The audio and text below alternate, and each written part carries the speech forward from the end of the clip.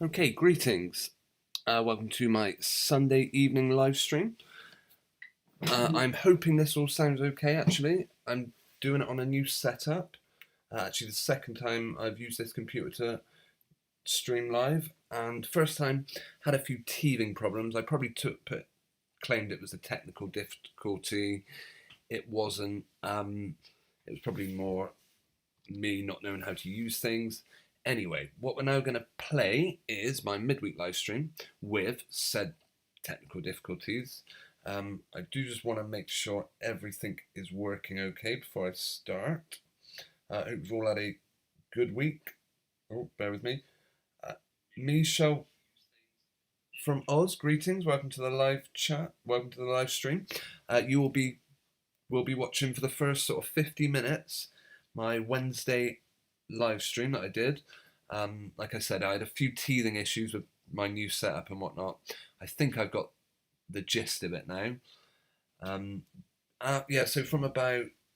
in about 50 minutes, we'll be going properly live with the live stream. Bending the knee to bail. See what you guys think of that. And I'm always interested to hear anyone who wants to pop in and say hi. I'm a bit concerned, Michelle from Oz. Your comment should have shown up in the corner of the window, but it isn't. Let me see what's going on there. Hope you're all well. Actually, I tell you what, without further ado, I will play the midweek live stream. I'll put myself on mute, and I will be interacting with the chat and trying to get it going. So yeah, enjoy this presentation. I'll be back in about 50 minutes. All right, see you all soon, folks. Okay.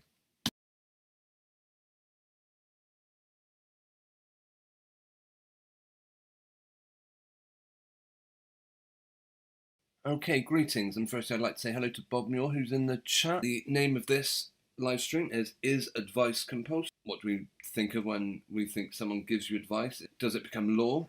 If the government give you advice, does that all of a sudden become law? Bob Muir says in the chat, hopefully someone takes them to court ASAP. If the fines are thrown out in court because they're unlawful, then this has to be unlawful too. To be honest, I'm not 100% sure what the situation are with the fines. From what I've heard, everyone that was issued a fine for breaching advice from the government, like you said, was thrown out. I do actually know my local hairdresser. He told me that he took his mask down, or he was caught by the local police officer without a mask on, and he was issued some ridiculous fine. They fined him twice apparently, and I was saying to him, I hope they throw out his fine because that's what I've heard has been happening.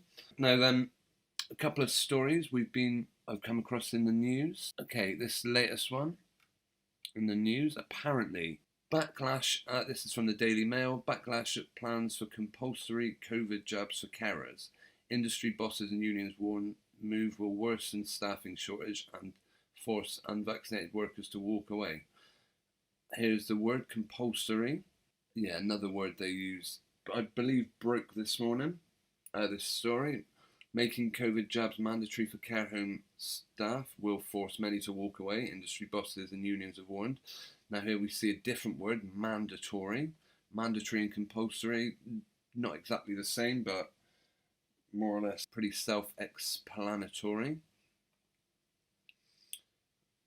They said the controversial plan is due to be formally unveiled by the government this week could worsen the social sector staffing crisis. Let's bear in mind, these are not people who are being particularly well paid. Didn't NHS very recently get an absolutely insulting pay rise or something? Another story I read, I believe it was care home staff will be told to get a vaccine or risk losing jobs. Let's see if I can find that one. That was particularly the one I was on about. Is this just another selling technique? When I say that, I'm sure they're going to use exactly the same. The government has not denied reports that care home workers in England are to be required to get mandatory coronavirus vaccines. Basically, the government are going to come out and suggest members of carers or people in the public care sector will be suggested to get, it'll be recommended that you should probably get your staff vaccinated.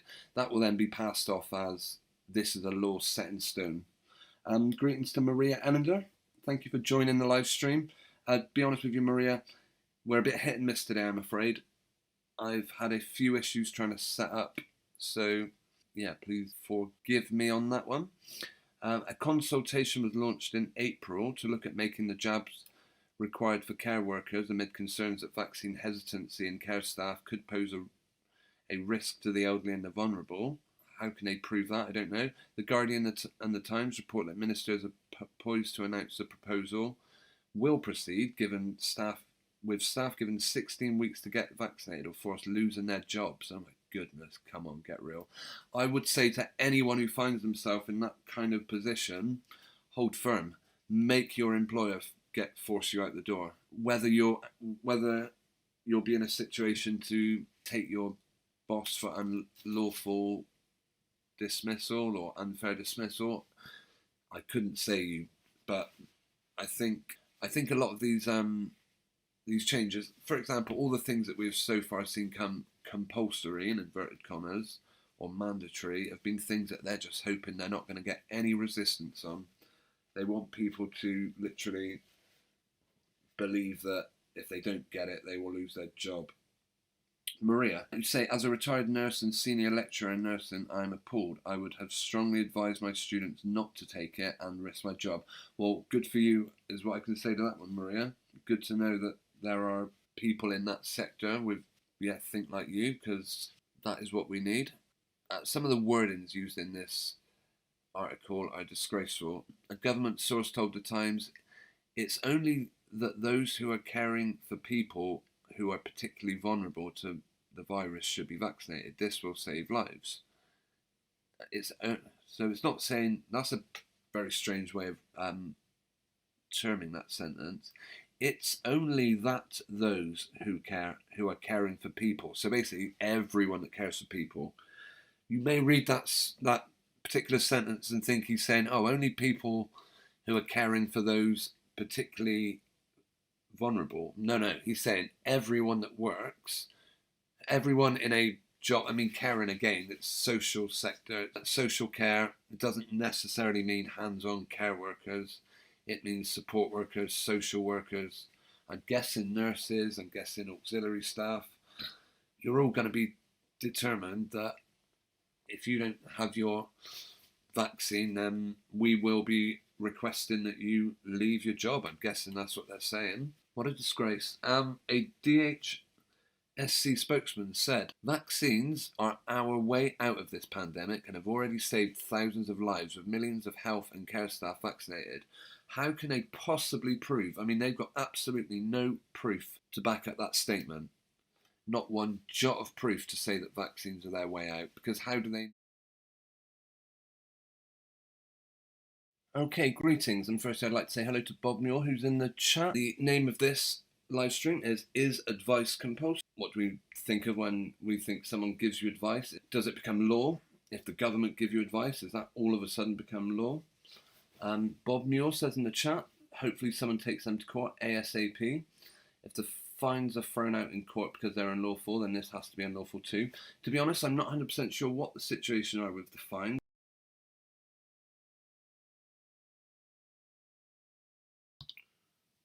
Oops, apologies. It looks like I reset something. I did something very weird there. I'm going to have to re-find my place. Apologies. Right.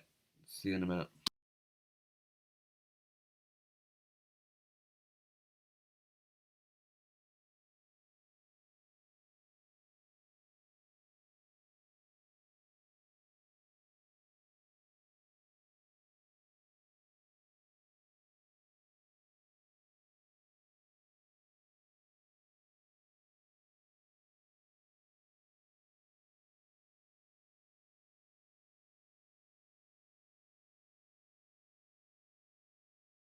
Particularly well paid. Didn't NHS very recently get an absolutely insulting pay rise or something?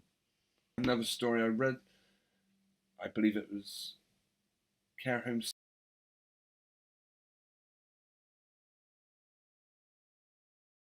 that those who are caring for people who are particularly vulnerable to the virus should be vaccinated. This will say, Okay, sorry for the continued interruption. Right, I believe I've now gone back to the correct spot. Yeah, my mistake, messed up a little bit there. Hope it didn't interrupt your enjoyment, and we should be back playing properly now. I'll be quiet and let you carry on watching the midweek stream. Save lives. It's so it's not saying that's a very strange way of terming that sentence. It's only that those who are caring for people. So basically, everyone that cares for people. You may read that particular sentence and think he's saying, "Oh, only people who are caring for those particularly vulnerable." No, no, he's saying everyone that works, everyone in a job. I mean, caring again, it's social sector, social care. It doesn't necessarily mean hands-on care workers. It means support workers, social workers. I'm guessing nurses. I'm guessing auxiliary staff. You're all going to be determined that if you don't have your vaccine, then we will be requesting that you leave your job. I'm guessing that's what they're saying. What a disgrace. A DHSC spokesman said, "Vaccines are our way out of this pandemic and have already saved thousands of lives with millions of health and care staff vaccinated. How can they possibly prove?" I mean, they've got absolutely no proof to back up that statement. Not one jot of proof to say that vaccines are their way out. Because how do they know? I mean, I know people in that line of work who both have and haven't had the treatment. Now, I know I've got to be very careful about giving anecdotes on YouTube, especially anything that might sound like I'm not agreeing with the World Health Organization or government advice. That's all it ever is, government advice. Of course, they'll try and force it down your throat like it's up there with the Ten Commandments. Yeah, they cannot prove that vaccines have saved anyone. Right, this is kind of off subject now, but I'm talking about anyone that applies Vaseline intensive care to their lips. Interesting, interesting comparison to people that apply Vaseline to their lips. I actually know quite a few people that are applying Vaseline to their lips and they are becoming unwell. I know a good deal of people that haven't become unwell and will be. Vaseline is a good Vaseline as a product, I'm sure you'll get many people saying it's great. But yeah, I also know many people who, although they may not directly link it to the fact that they apply Vaseline to their lips, they have definitely become unwell. And those people working who said, "No, do you know what? I'm going to let my lips go up against the harsh weather. And if I get cracked lips, I get cracked lips." None of the people they're working with are getting cracked lips, put it that way. Dean Jones, greetings and welcome to the live stream. Gov did 19 major hoax alert. Maria, I also refused to teach Liverpool Care Pathway and informed my students it was legalised euthanasia. Liverpool Care Pathway, I'm not 100% familiar with that. Lady Suda, greetings, welcome to the chat, the live stream. Yeah, apologies if you've joined the live stream a little late, then you'll know that I'm having some major issues with my live stream today. I finally got a new computer and my goodness, it isn't as easy as what I'm used to. OBS doesn't work properly on it. I am going to see if I can fix my old computer ready for the next live stream, unless I get a little bit more familiar with this. Right, 52,000 care workers, that's 1 in 6 employees in the sector, have still not had the jab months after it was made available to frontline staff. Again, deception, a little bit deceptive here, because they're on about both jabs, I believe. However, multiple care groups and unions have raised concerns about mandatory vaccination, raising the prospect of a legal challenge. Critics of the proposal have raised ethical queries and have warned that compulsion could harden opposition in those who are hesitant to be vaccinated, as well as noting a potential disproportionate effect on staff from minority ethnic communities. I really do hope that if there are 52,000 care workers, again, they're no longer saying carers, care workers, carers. I really hope they stand firm and they do not give in to the fear of possibly losing their job. Right, Maria, I discovered a government app on my phone, emergency alert, and I didn't download it, nor can I disable it. Has anyone else got the app? I'm not sure if you're referring to the same thing. Hang on, let's see. I did do a video a long time ago on my channel. Let's see if we can find it. I'm not sure if this is what you are referring to, Maria. Let's see, Dean Jones. They're planning to have a climate change lockdown, meaning cars will be banned by 24 or before that. Interesting, Dean. Yeah, what did you mean by GovDID19 major hoax alert? But, thank you for sharing. Bob Muir. UK Colin mentioned this government alert app a couple of weeks ago. That's maybe somewhat different to what I was actually referring to then. Because it became apparent, where are we? NHS sharing your data. No, I don't believe it was that. It was about a app that was being, well, basically they were putting a very particular app into everyone's phone. Where was it? I hope they haven't removed it from my channel. I don't believe they did. Bear with me, people, I'll just find it. Here we are. Throw away your phone. Now, while I say throw away your phone, I'm not necessarily... Right. Okay, how about you watch this video for a couple of minutes, and then, yeah, how long does it even go on for?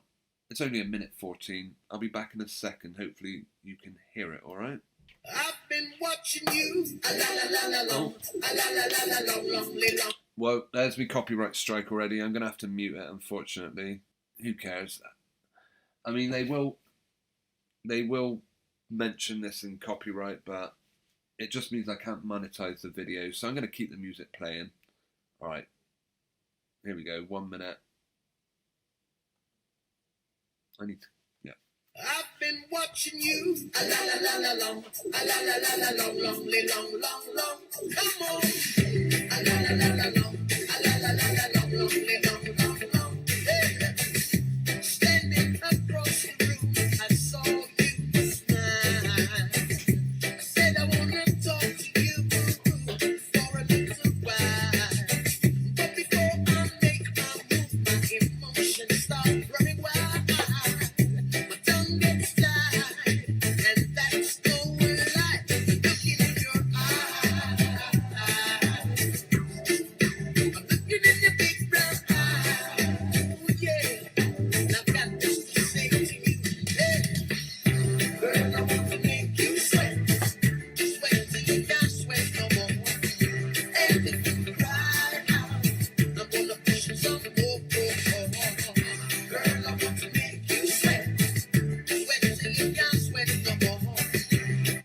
Okay, that was my old video from June the 21st, 2020, when all Android and Apple smartphones, well, they did a settings update, and it became apparent that there was, where was it? Yeah, there's COVID exposure login that had been installed on all phones. Bob Muir says, I have an old Nokia, but it's probably on my Android tablet. Possibly, but I think the idea, I mean, I'm not sure if you're referring to a new one. I wasn't aware that there was another one. I'll have a look now, actually. I mean, although I boldly said at the start, or in the thumbnail for this video, throw away your mobile phones, I can't say I've done anything like that. Let's see. I'm going to check my own phone. I discovered a government app on my phone, emergency alert, and it didn't download it. Well, yeah, that's interesting, Maria. I personally do not have any new apps on my phone that I'm not aware of. I'll look up emergency. Nope. Interesting. Maria, Bob Muir says, UK Colin mentioned this government a couple of weeks ago. Lady Suda says, I hope people refuse to be locked down. and just refused. Klaus Schwab of the WEF did say that carbon emissions have gone down since the lockdown, so we all know that they're going to try. Yeah, of course, another story that came out, 4 more weeks. Let's see whether 4 more weeks really is going to be 4 more weeks. How long is this? Greetings to Robbo Max. Welcome to the live stream. Robbo, our subject tonight, first of all, is how terrible. Basically, I've got myself a new computer and I'm struggling like mad to get it working. We've had a look. What we're asking, what for? Does the word advice mean compulsory? So if someone advises you of something, does that then become compulsory? Because of course we have been told that, today we heard the story that care home staff are facing mandatory vaccination. Now I'm going to say mandatory is basically going to be the same as with the masks, where they just said, oh yeah, as the government we're advising you to wear masks in shops, public transport, everywhere you go. But of course the mainstream media will pass that off as saying everyone's got to wear masks, everyone's got to, there's no two ways about it. But of course if you show a bit of resistance, you can, well, I've never worn a mask, I know I'm not the only one, there's other people out there. Dean Jones says this is all part of the Satanic Agenda 21. Yeah, we can. Maria Ellender, it's called Emergency Alert. Interesting. Maria, what type of... Oh, I have Emergency Alert. And is it in the settings or the... Let's have a look, because that's where that one that we were talking about before was. Right, settings. If I do a search, Emergency SOS. I got something called Emergency SOS, but set up emergency contacts and health.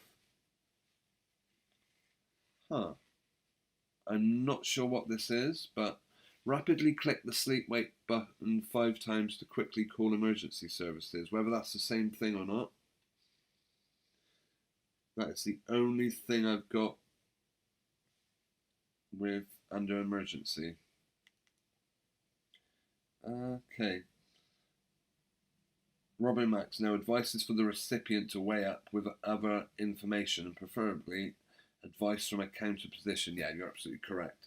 It should be, but yeah, guaranteed if the government go ahead and come out and suggest that anyone working in the care sector, care workers, support workers, social workers,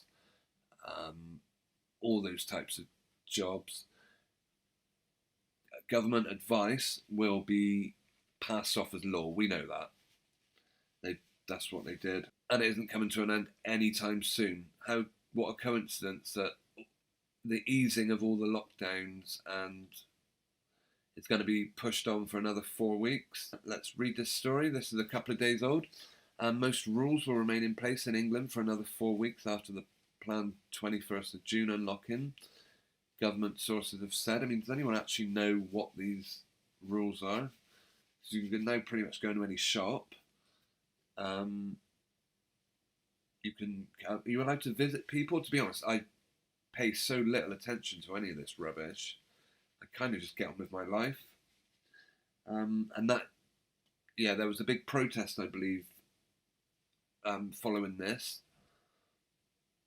where people went into London and protested in Downing Street, and I think that's great for the first part, but really, every day of your life has to be a protest. You have to spend every day kind of saying, well, I'm protesting, but I'm going to lead by example, not wear my mask, or not wear one, I'm not going to social distance, I'm not going to queue up to go in shops. I mean, that's a tough one, especially here in England, Britain, where, you know, there's a certain etiquette about getting onto buses, going into shops. You don't like to push in front of people.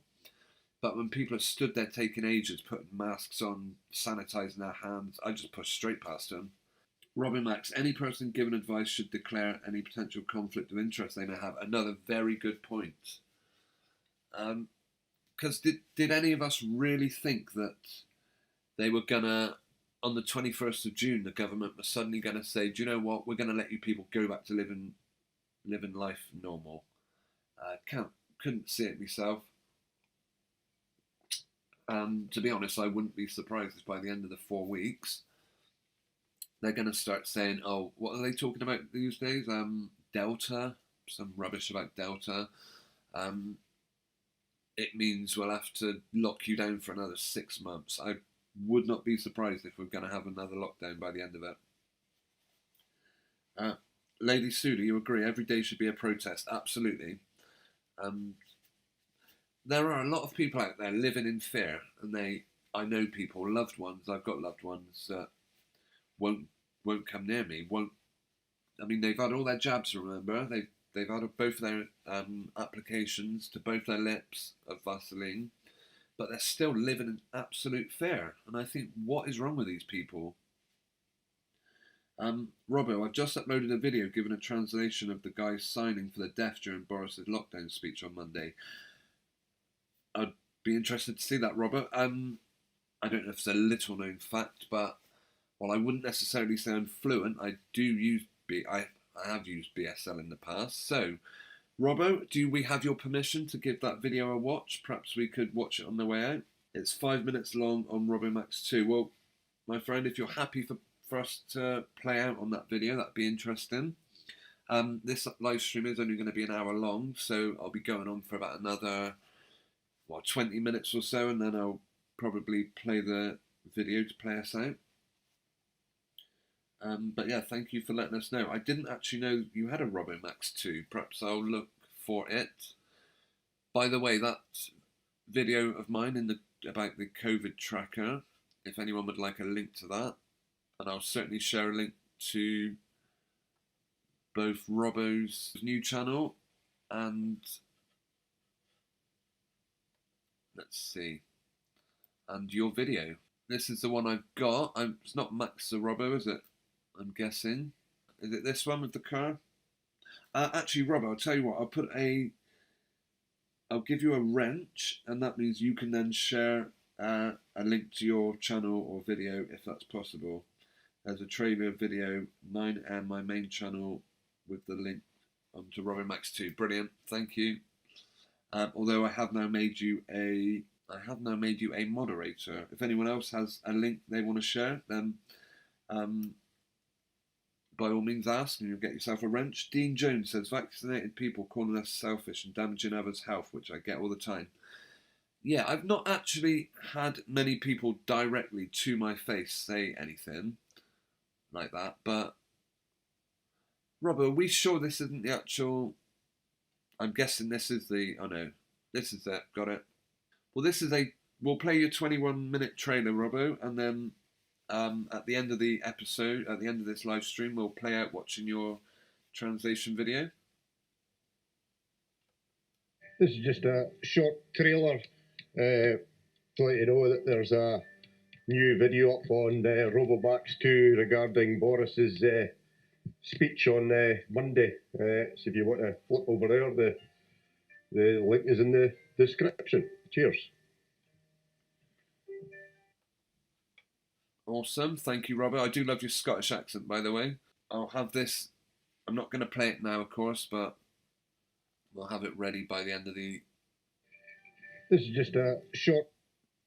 Huh, is that the same video again? This is your 5 minute 27 seconds. Do look forward to watching it. And of course, I'll subscribe to your new channel and I'll put a couple of links to everyone else if they want to subscribe to it. I see Robbie's already done it.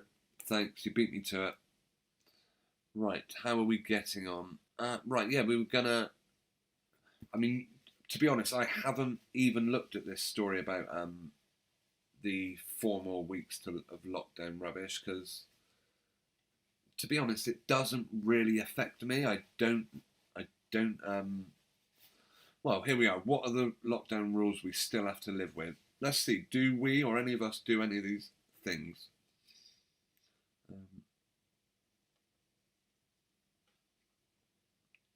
Okay. Some restrictions in England will stay in place for now, the government has confirmed. It had hoped to remove all legal limits on social contact from the 21st of June. I like how they got that in inverted commas. Why would they need to put that in inverted commas? That's been back until that's been put back till 19th of July.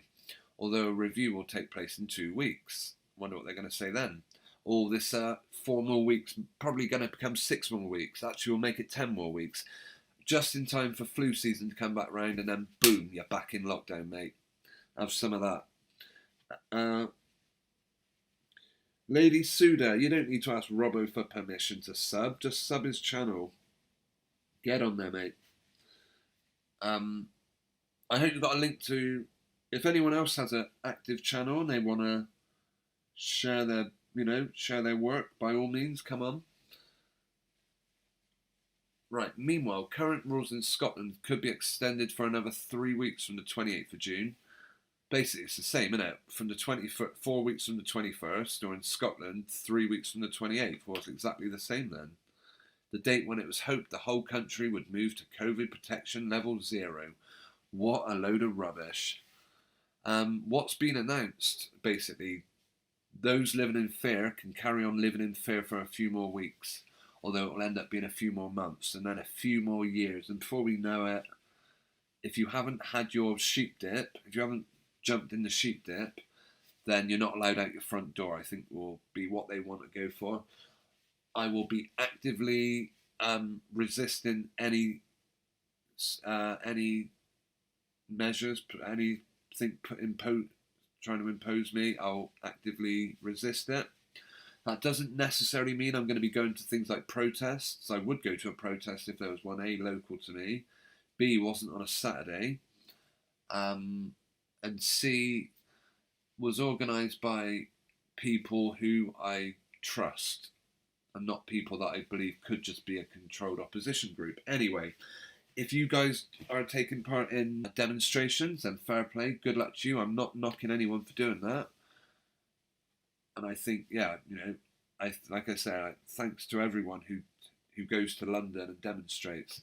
I just think that, as we said earlier, and who was it agreed? I think it was Lady Suda said, every day should be a demonstration. We don't, it isn't just something we're going to go to London once a month, let off a bit of steam, and then come back and carry on wearing a mask. Nope, not for me, mate. Not only have I never put it on in the first place, but yeah, I think people should now really be saying to themselves, right, if they are wearing masks, if they've conceded and given in, then perhaps they should say, okay, I'm going to set a day where I'm no longer going to wear it. It's a medical exemption. I mean, a psychological exemption. It's an interesting thing. The only person that's actually going to enforce that exemption is yourself. You're not going to get onto a bus and say, oh, I've got an exemption. Am I all right not to wear one? Nope, just get on that bus. I'm not putting my mask on, mate. I've got an exemption. That's what you've got to do. If they want to remove you from the bus, and they remove you from the bus. Doesn't mean you... I don't know. I mean, it's each to their own, whether you want to make that choice or not. But for me, absolutely not. There is nothing more... All right, I'll be fair. I remember when my mother was in hospital, I was thinking, okay, I may have to put one on if I want to go in and visit her, depending on what happens. This is honestly true for what happened. My mum was in hospital. She'd had a fall. I went up to visit her, thinking, oh, they're not going to let me on the ward to see her without wearing a mask. But I stood my ground. I said to him, I do have I have a exemption, and the first nurse was like, yeah, absolutely fine, and told me you don't even need to put the apron on. Second time I went up to visit, they were a bit more unsure, but I just walked on in and saw me dear old ma. And then I think the third time before she came out, they were fine about it again. By this point, I was just walking on in. they were only letting one visitor on the ward at a time to visit people, so you did have to book in advance. And during that booking, they would say to me, "Oh, by the way, you will need to wear a mask." And I didn't say anything at the time. I waited till I got there, because again, people will find it easier to tell you over the phone, not face to face. "Oh, these masks are compulsory. You have to wear them." Anyway, where are we going for it? Robbo Max, I don't know what the levels are in Scotland or what the current level is for my area. No, same here. Right, what's been announced? The delay in England is because of concerns over more rubbish. Cases are growing by 64% per week, the Prime Minister Boris Johnson said. However, a few restrictions are enlisted. All right, more time is needed to vaccinate people before remaining rules can be lifted. Are the government really trying to make us believe that the only way we can live our life is by relying on a man-made product? That is absolutely ridiculous. It's kind of like saying the only way you will not starve to death as a person is if you shop in Morrison's every day, or Sainsbury's, or Asda. Without these shops, you guys are going to starve. Nope. Nature gives us what we need. God gives us what we need. We don't need to rely on the NHS. We don't really need to rely on the government. Of course, it's so ingrained into us as a society that it's hard not to, but when you step back and look at what is out there, yeah, we are given what we need. I mean, whether that means... Oh, I was watching, actually, I came across quite an interesting video about, it was a guy and he goes out foraging, as he calls it, and he finds edible stuff on out in woods and whatnot. One of them was I'll do a search for it. We will go back to this rubbish announcement, but right, where was it? It is called giant white puffballs. Don't know if any of you have heard of these. I believe I have seen one. Well, these, believe it or not, are edible. Do you think you could eat one of them? They're basically a type of mushroom. Lady Suda, if you're on your way, greetings, thanks for joining. Hope I didn't chase you off with my moaning about masks. You do whatever seems right to you. I just sharing my opinion. Take care, Lady Suda. Thanks for joining. Greetings to Sweet Kitten. I see you've dropped the name Baby from your. I see you've dropped the word baby from your name, haven't you? Oh, by the way, Lady Suda, I will be back Sunday evening, hopefully with a better live stream. Right, these are. Yeah, I don't know if any of you have ever come across these things. You can eat them raw, but they don't taste particularly well. You don't want to eat them when they become any larger than like a football. Yeah, they're basically a mushroom. If ever you are starving hungry, the supermarkets won't let you in because you haven't taken 300 different types of injections they want you to have before walking in. Robbo's on your way as well? Oh, no. Robbo is saying bye to Lady Suda. All right, Lady Suda, no problem. Thanks for joining us today, and I hope you can make the next live stream. Take care. It was really appreciated having you on the live stream the last few weeks. Hope to see you again soon. Robbo Max, sorry you missed Sunday, but amazingly I was in the pub. No problem. I'm glad they've opened the pubs back for you. Was it watching Scotland in the European Cup? I'm just curious. Well, Robbo, you're a Scotsman, for example. I'm not that that's any, or you appear to be anyway, based on your accent. I'm curious whether you're a football fan, because I've come to the conclusion over the years that like the high-level football, certainly Premier League football in England, and by the looks of it, World Cup, European Cup tournaments are fixed. But that doesn't mean you can't enjoy it. If people want to watch the European Cup, Just think of it like WWE, WrestleMania, SummerSlam. Thanks, Lady Suda. Take care. I mean, I am finishing in like 10 minutes, but you do what you got to do. I'm not sure. It's a lovely day out there, and enjoy your evening. Yeah, how fixed is the footy? Right, giant puffballs. Bob Mule, I was banned a couple of weeks ago. Oh, right, okay, fair enough. They banned me on YouTube for no reason. I'm sorry to hear that, sweet kitten. Okay, my account was suddenly banned for no reason. That's typical. Right, Maria Ellender. I bought some Baltic pine needles as I researched that they have preventative and curative qualities when made into tea. Haven't tried them yet. Fair enough. Baltic pine needles. Again, not something I've heard of. If you're in the Baltics, you'll be alright. Hey. Baltic pine needles. Yeah, where was I will try and find the channel. I wouldn't by any means call him a truther, but he has made some interesting giant white puff Baltic pine needles. That's not quite what I meant to write. Yeah, there's a channel and he's putting on some interesting videos about foraging at the moment. I can't even get used to the way the mouse scrolls on this computer. Right, Angela Tate Clown Reality.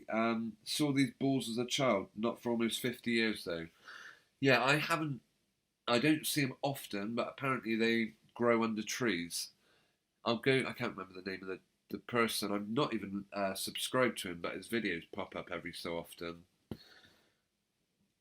But he did an interesting video about all the different about what leaves were poisonous, what wasn't. What was his name? I can't even think now. But again, he made one on giant white puff balls. I mean, personally, I am a vegetarian, which I think I mentioned last time. Let's see. I think he made it in the last week, probably. I'm surprised YouTube aren't promoting their own ones. Okay, I don't know where that video is, but yeah, there's loads of information out there about what is, decent edible food. Maria Anander, just look for pine needles. Okay, fair enough. Any pine needles, yeah. I remember I knew someone who always used to like burning pine needles because he said the smell made him, basically cheered him up for some reason. So whether smoking pine needles, I'm not going to recommend that, but perhaps inhaling the fumes from a slightly singed pine needle could be something. Sweet Kitten, they have people's details. World Food UK, Angela Tate Clown Reality. It isn't exactly the channel, no, the guy I'm thinking of, what was his name? He does a lot of videos about, all sorts of things. He does technology reviews. I just can't think how I don't know him. He also baits scammers. Now, they're quite interesting videos, but I always think that you've got these people that phone in trying to scam people. I always think that's kind of low hanging fruit. If you wanna have a waste of time with a scammer, why not phone up the government, the council tax people, because they're worse scammers than anyone that will ever phone from England. Trust me. But Angela Tate, Wild Food UK, let's have a look for them. If that is what you are recommending, Wild Food UK.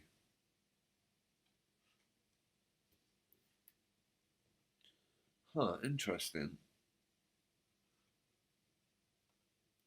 I'm not going to play anything because he could take us down for copyright strikes. But yeah, that's brilliant stuff. So long as you like mushrooms. Oh, Pennyworth. Alright, do you know what? I'm going to share a link to this channel.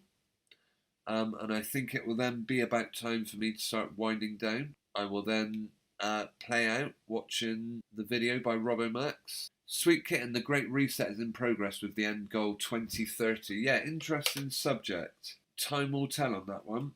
UK does have a video on puffballs, I think. Fair enough. Maria Ellender, I've seen letters from the Ministry of Housing urging vulnerable adults to stay home. Do not leave the house unless you have good excuses. I do remember back when they first did, when they first went into lockdown, which was well over a year ago now.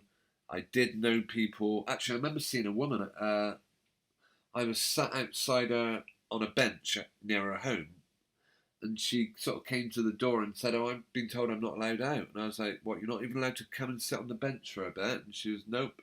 I mean, I didn't know her. She was just so desperate for someone to talk to. I believe she was what you would call a vulnerable person. She had, because I used to sit on that bench every, like, maybe once a week, and I think she would have carers come to her door and they would basically just drop food off for her and then go. She wouldn't see anyone, she wouldn't talk to anyone, she wasn't allowed visitors.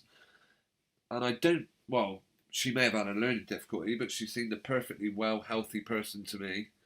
Um, right, I was going to link to. Did I do a link to? We will have to take this subject a bit further on the next live stream because my hour is up. I do plan to make this the first hour of my Sunday evening live stream. I'll just check out the live chat. Robin Max, if you get a call from a scammer when the task, if it's you, say no and ask them to wait whilst you get the person they're looking for and lay the phone next to your radio. Yeah, fair enough. Sweet Kitten, is this about drugs? Not the. I hope it isn't. Then every few minutes tell them the person is coming and ask them to stay on the line. Yeah, that's a great way of doing it. The only problem with that, if they have actually got your number, then they may decide to start phoning you every 5 minutes and bug you in the middle of the night. But yeah, it's as good a way as any to waste their time, I guess. I suppose you just block the number. Angela Tate, the bastard sent those letters to our house and the council rang wanting to put their noses in. Yes, disgraceful. And then, of course, people that dare to say, no, I'm not listening to you. You know, who are you to tell me whether or not I should go out? They're then afraid of getting fines. So, but I say the last thing anyone ever wants to do, the day you put your faith in the government to look after you, is the day you may as well roll over and die because they care only about themselves. Right, I would like to extend my huge thanks to Sweet Kitten, Angela Tate Clown Reality, Robbo Max, Bob Mule, Lady Suda. We also had Dean Jones. I don't know if you're still watching. If you are, thanks for joining. Maria Ellender, if I haven't already mentioned Maria. And Bob Mule, I believe I've mentioned him. If there's anyone who commented in the chat that I haven't mentioned, or anyone that tuned in that wants to say hello before we finish, now is the time. Big thanks to everyone that took part. It really does make my live streams a lot more, well, entertaining, especially for those watching, because otherwise it's basically me talking to myself. Right, this video I will again leave a link to in the live chat. Is by Robomax, a wonderful YouTuber. Robomax video playing us out. Here it is. Enjoy, people, and thanks once again. Yeah, I do have a tendency to start rambling at the end of these live streams. This is 5 minutes. Like I said, I do use a bit of BSL. So whether this is, we'll see how accurate you are. Perhaps I'll come my Sunday evening live stream. I will maybe do a bit of feedback on how close you were to the. I'm sure you might even have better signing than me, Robbo. So hey ho. Right, I'm going to shut up now and play this video. Have a wonderful few days, and I will be back Sunday. Thanks to everyone who joined in the live chat, and take care. Right, we're going to play it. This is just a translation. Boris had a press conference on Monday, and the wee guy in the corner who does the signing for the deaf. I thought for the people who could listen, I would interpret what the signing guy is saying. So here's the. Just wait for him to come on stage, and we'll be ready to roll. Okay. So, good evening. Thanks for joining us. When we set on our roadmap to perpetual frustration a few months ago, we were determined not to make any progress for fear of the progress that might have been reversed. and step by step, thanks to the enormous gullibility of the British people and the unworkable demands we have made on UK businesses, we now have one of the most fragile economies and societies in this part of the world. And as we have always known, and as the February roadmap explicitly predicted, these damaging lockdown restrictions have been accompanied by more infection and more hospitalisation. But we must be clear that we cannot simply eliminate lockdown. We must learn to live with it. And with every day that goes by, we are more conditioned by the media frenzy, and we are better able to live with this absurd existence. Vaccinalisation greatly reduces transmission, and the two doses provide a very high degree of protection against serious illness and death. But there are still millions of younger adults who are never at risk from the virus, and many of whom probably already had it anyway. We must now wait for these groups to have a tokenistic jab before life can return to normal. And sadly, a proportion of the elderly and vulnerable may still succumb, even if they have two jabs, because paradoxically, this might not provide a very high degree of protection against serious illness and death, despite what I said just a minute ago. This proportion might be either higher or lower, depending on whether we are trying to promote lockdown or vaccination at any given point in time. And that is why we're so pleased about the Delta variant that's now spreading faster than the third wave predicted in February. We are seeing cases growing about 64% per week, and in the worst areas, it's doubling every week, and the average number of people being admitted to hospital in England has increased by 50% week on week, and by 61% in the North West, which must be the shape of things to come. This is very good news indeed, as we find it increasingly difficult to justify lockdown by citing numbers of deaths. The remorseless crusade must continue, and even if the link between infection and hospitalisation is tenuous, we'll continue to exploit it. And even if the link between hospitalisation deaths is also almost non-existent, I'm afraid that I'll have to mention it anyway, just so I could use the word death in any sentence again. And so we are faced with a very difficult choice. We could simply keep going with the step forward, 21st of June, even though there's a real possibility this would upset members of SAGE, the NHS, and millions of hysterical hypochondriacs throughout the UK. Or else we can once again allow the NHS, SAGE, and hypochondriacs to dictate government policy. And as I've said before on many occasions throughout the last 14 months, it's just a few more crucial weeks. This time it will get those remaining jabs into the arms of those who need them. And since today, I cannot say we have met all four vague and indeterminate tests for proceeding with step 4, I do think it's completely predictable. We will just have to wait a little bit longer. By Monday the 29th of July, we'll aim to have double jabbed around 2/3 of the adult population, including everyone over 50, all the vulnerable, and all frontline healthcare workers, and everyone over 40 who received the first dose by mid-May. And to do this, we'll now accelerate our propaganda campaign and our threats of ostracisation of the non-vaccinated, so they can get maximum intimidation as fast as possible. And we'll bring forward our target to ease every adult in this country a first dose by 9th of July. That's including young people over the age of 18, with 23 and 24-year-olds invited to book jabs by tomorrow. So we reduce the risk of transmission amongst groups that are in no danger from it. And to give the NHS everything they demand, we will hold off step 4 openings until July 19th. There will be an exception for weddings that can still go ahead with more than 30 guests, provided no one has any fun, unlike the glorious wedding Carrie and I recently enjoyed at Westminster Cathedral. The same exception will apply to wakes, but comforting distressed and grieving relatives at these events is a no-no. And as they will continue the pilot events such as Euro 2020 and some theatrical performances, we need to ensure that football fans are not antagonised. And in any way, we need to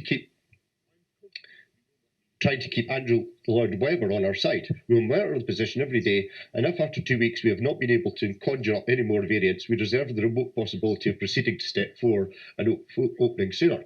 As things stand, and on the basis of the evidence I can see right now, I am confident that we will not need any more than 4 weeks to come up with our next excuse to go beyond July 19th. It's unmistakably clear that vaccines may or may not be working, and the sheer scale of the vaccine rollout has made our position incomparably better than anything we can compare it to. But now, this is the time to ease off the accelerator, because to quote a personal hero of mine, we need a futile gesture at this stage. By being cautious now, we have the chance in the next 4 weeks to get that little bit closer to the inevitable autumn lockdown. Once the remaining adults in this country have been pointlessly vaccinated, which we have achieved in a short space of time, we will be in a far stronger position to make further demands on them, to cast blame on the unvaccinated, to live with the lockdown, and to complete our cautious but irreversible roadmap to dystopia.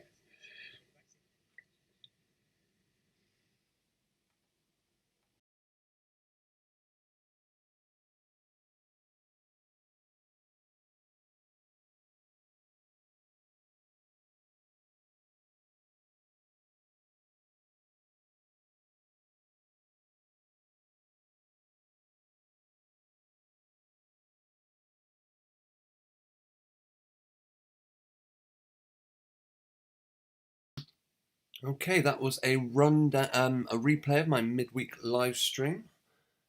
Thanks to everyone who took part in that. I noticed a few of you people that were commenting in that video are actually with us today in the live stream. I will be making a proper start soon. I'll just check that you can hear my audio. Yeah, sounds like it's working to me. Let's see now. The original, what am I doing? The original title of this live stream was "Bending the Knee to Bail," a reference to something they seem to be doing at the start of all these football games. I've not actually been watching any of them. I've not actually been catching any of the football. I mean, it's things like this that we see at the start of the games where they all bend their knee. Obviously, this is a reference to the situation with Big Floyd, who supposedly had a police officer kneel on his neck. And then now I've looked at that situation and I've come to the conclusion it's not as reported, of course. Been some wonderful videos made about how the officer Chauvin, that chauvinist, Chauvin the chauvinist and racist, looks different in court to the guy that was in the video. Yeah, everything about that video of Floyd getting kneeled on is suspect. So then to come on to watch a professional football game and see them bending the knee, it just makes me think there's something suspect about it. Right, I've had some interesting comments from some people. Kirk71 in the chat. Hi to you, Robin Max. Hi to you, Maria Ellender. Thanks for joining in. We've had David, another regular viewer of mine, Misha from Oz. 10 past, you asked if we were live. I hope you're still with us, Misha. Sorry if you weren't. Let's see. Anyone else been said hello? Yes, we had A.A. Marurora telling us to stop using smartphones. They track you. If you can't remove the battery, don't use it. Eventually, we'll have to create our own communication networks.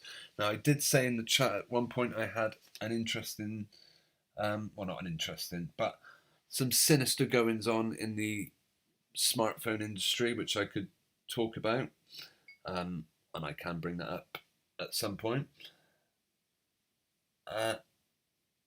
Now, earlier on, in that video, it was being mentioned about an emergency alert app. Now, I was a bit unsure what it was. I wondered if it was to do with some tracking app that they put onto both iPhones and Androids back, I believe it was back in 2020. It was, but it wasn't apparently. Now, I'm pretty sure it was Maria Ellender that commented and said there is something in the. There's an announcement on the government website. I'm gonna share my screen in a minute. Right. Yes. Hopefully, this live stream goes smoothly. As I said, I've got a couple of teething problems. May have a few teething problems because I am using new equipment. I'm a bit unfamiliar with it all, but hopefully things should be okay. Right, I'll just have a look at the live chat. Eamon Pudama, greetings and welcome to the live stream. What about Dr. Waynell Sexton keeping Floyd's homework, where he wrote that he wanted to be a judge when he grows up for 38 years? Did you hear that one? No, I don't believe I have actually. Maria says, I thought Chauvinist looked different in court from the original videos. Yeah, some people put some. There are videos up. I think they're probably on 153 News along with other website channels, sites, where it shows that Chauvin's ears are clearly different in court to what we saw in the kneeling down video. Yeah, Kirks has been talking about suggesting we keep a close eye on Scotland's game, next game in the European Cup. He did share a link. Right, I'm jumping from one subject to another. Bear with me. Okay, first thing we'll have a look at the government's website where they're telling us about the. Oh, hang on. Let's see. Right. Yeah, the government are telling us. Oh, planned tests. Okay, bear with me. I'm going to share my screen now.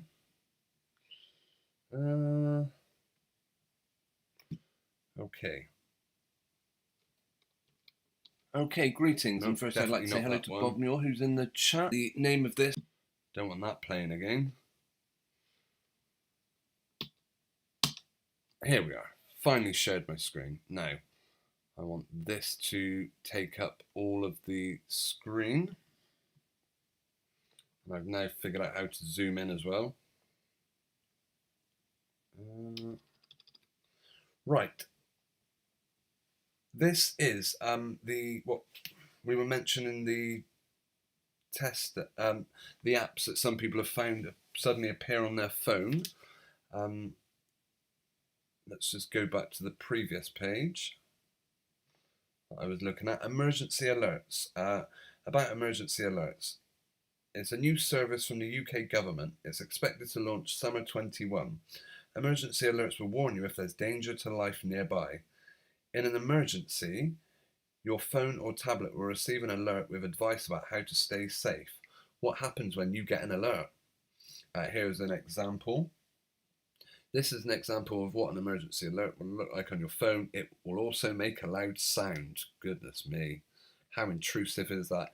Do you know what this is starting to sound like to me? I don't know if, once I did a live stream where we watched a 1950s version of the film 1984, and they had these things.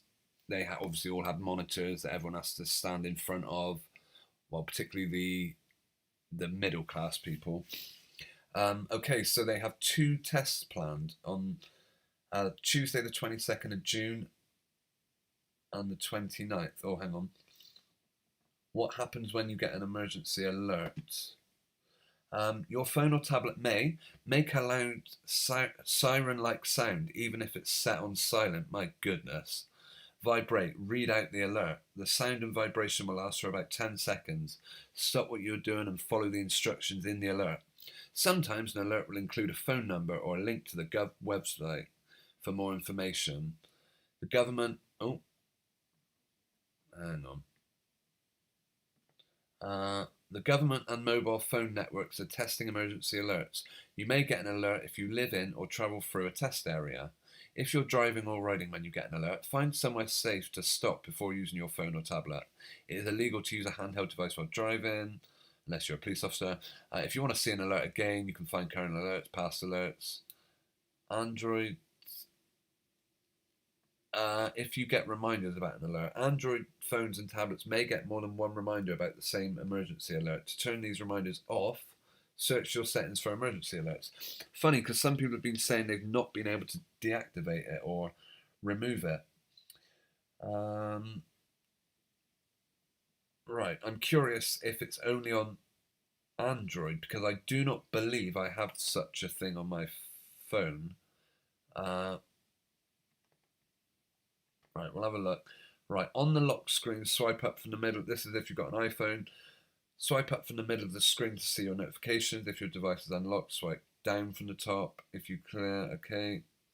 If you're on an Android, search the settings for emergency alert. Select emergency alert history. Okay. Now let's find out, are you likely to be in a test area?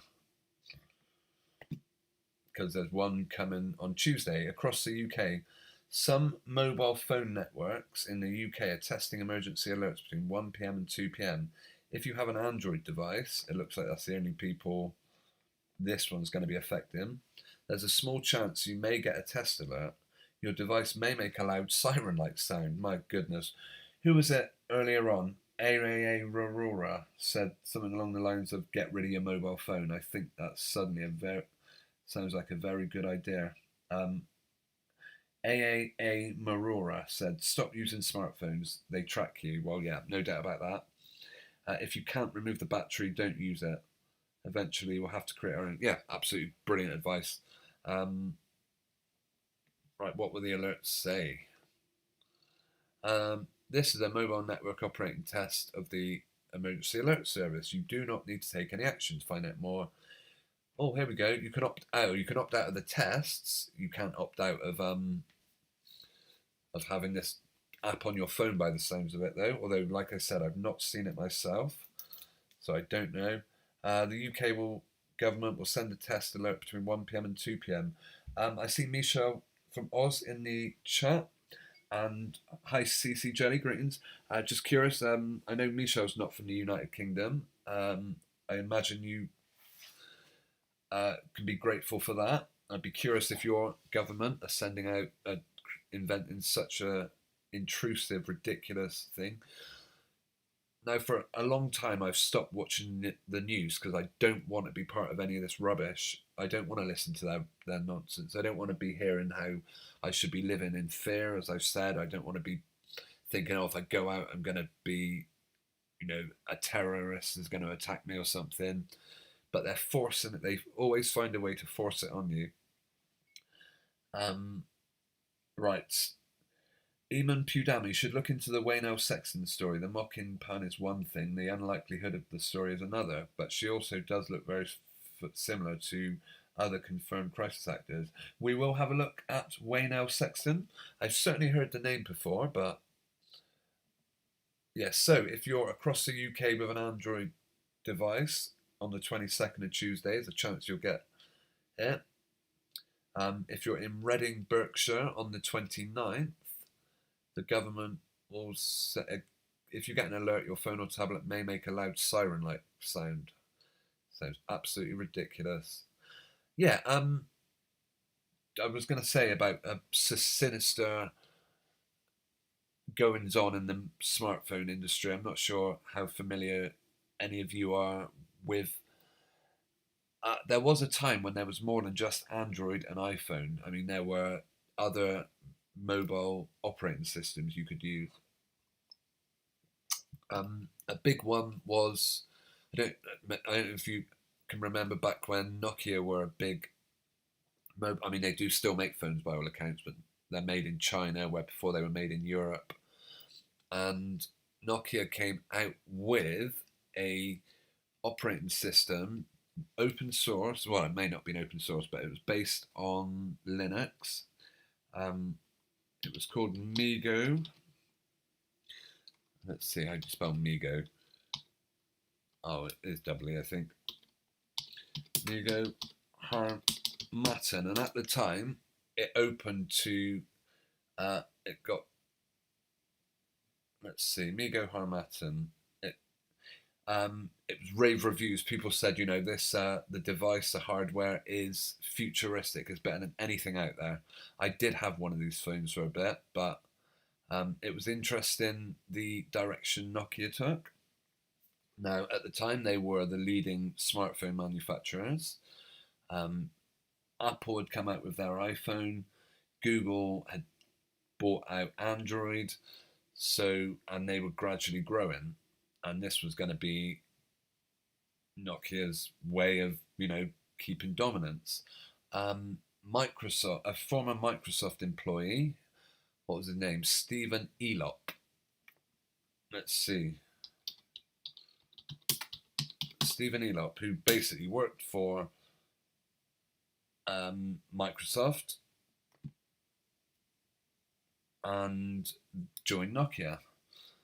Well, that needs to be zoomed in. Let's see, can we go to the read-in view? Okay, Stephen Elop is a businessman, most recently worked at Australian telecom company Telstra, in which case I imagine Telstra are going to go down the pan quickly. He is what you call a Trojan horse.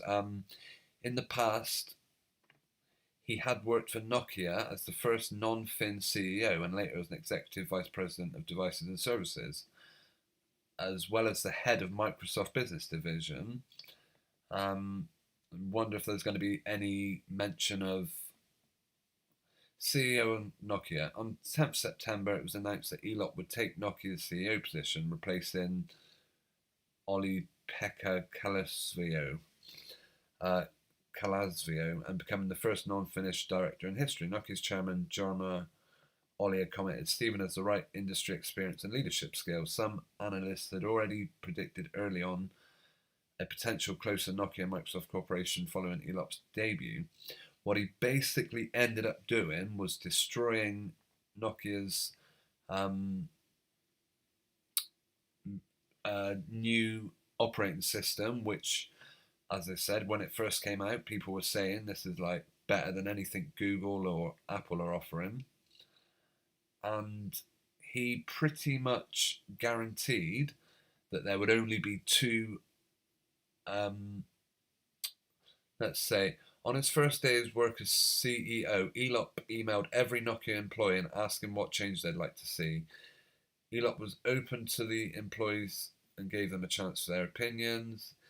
We can beat Apple as well. During a private employees presentation, on his, where is it? We're getting there. During Elop's tenure, Nokia's stock price dropped 62%. Their mobile phone market share was halved. Their smartphone market fell 33% to 3%, and the company suffered a cumulative €4.9 billion loss. Burning platform memo.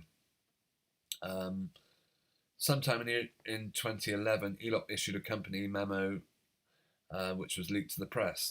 The memo likened the 2010 situation of Nokia in the smartphone market to a person standing on a burning oil platform. I won't go on about this too much, but basically the information is out there that he, basically destroyed any alternative mobile operating system other than Apple or Google.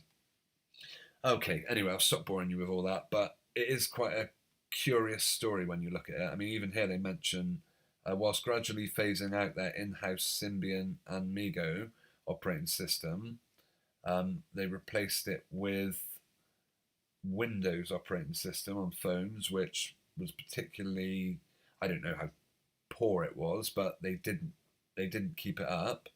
They basically killed it off. Okay, right, I'm going to have a look at the live chat. Right, I did mention to Kirk71. He did mention something looking interesting. Let me see if I can find it. Okay. Kirk's Police Scotland rushed through a contract for mass casualty identification tents. It was signed and sealed in just 7 days. Signed on 27th of May. Watch out for the 22nd of June, Scotland v Croatia at Hampton. And then he did link us to a website where it talks about the contract that was signed, and what do you know? The website is completely down. Greetings, Random Games. Welcome to the live chat. Thanks for joining us. And they are already here. Thanks for your chat. Just imagine the things we've texted from years ago, all collected and numbered. Yeah, very true. Actually, I was with someone earlier and they were trying to send a text message and it wasn't going through. And they said, well, I've got Signal. And then they went to options and it said, and they're using an Android phone, and they said, it said send us an SMS. And then what they hadn't realised was that Google is actually handling all of their text messages, meaning every text they send, rather than going over the mobile network like you would think, it's going to Google first and then being redirected. Exactly the same thing Apple does with their text messaging. I don't know if you use an iPhone. If you send to another iPhone user, the text messages are blue, and that's because they're going through they're going basically being handled by internet rather than the perfectly good mobile network we've got running. Okay. Right, let's see. Just catching up with the chat. Michelle from Oz, we're all going to die laugh out loud. Well, maybe one day, but right. CC Jelly, the DVI tent contract is archived. These are standard pieces of PSYOP kit. Maria, if I hadn't checked my phone, I wouldn't have been aware of this and could have been driving. Susan Byrne, greetings. Welcome to the live chat. Just seen your message. You're late joining us. Well, not to worry, because the first hour, well, the first 45, 50 minutes was a rerun of the midweek live stream I did. That will stay up till, well, yeah, that will now be on here. Michelle from Oz, we have a spooky Delta outbreak at the moment. Mask mandatory on public transport again. Well, consider yourself lucky, Michelle, because that's never gone away in this country. Over here in England, I'm not sure what it's like for you guys up in Scotland. Judging by what Kirks and Robbo are saying, it sounds like Scotland are even more stringent at the moment. For example, they're not allowed to go to Manchester. I wasn't actually familiar with that one. Eamon Pudama, strange electronic buzzing and screeching noises on some calls. Okay. Kirks, I've put it up at the ScotsGov website, is down. Clever me took screenshots of it. It's on our other place. Okay, I did offer Kirks, I did say about if you wanted to email me a screenshot. I will check me flea mails. I will first hide my screen though, just for a second. At some point, I will go back to the. Yeah, not to worry if you haven't managed to email it.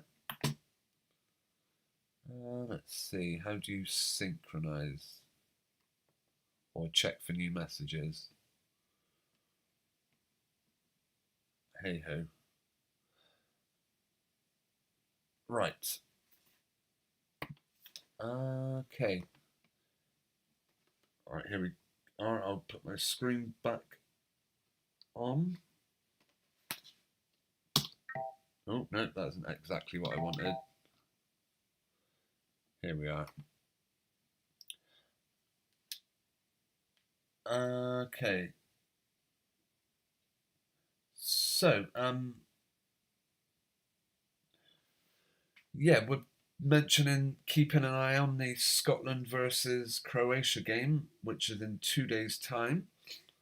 It's curious. I had someone on Twitter actually message me the other day, one of my one of my commenters. I'm sure he won't mind me reading the messages.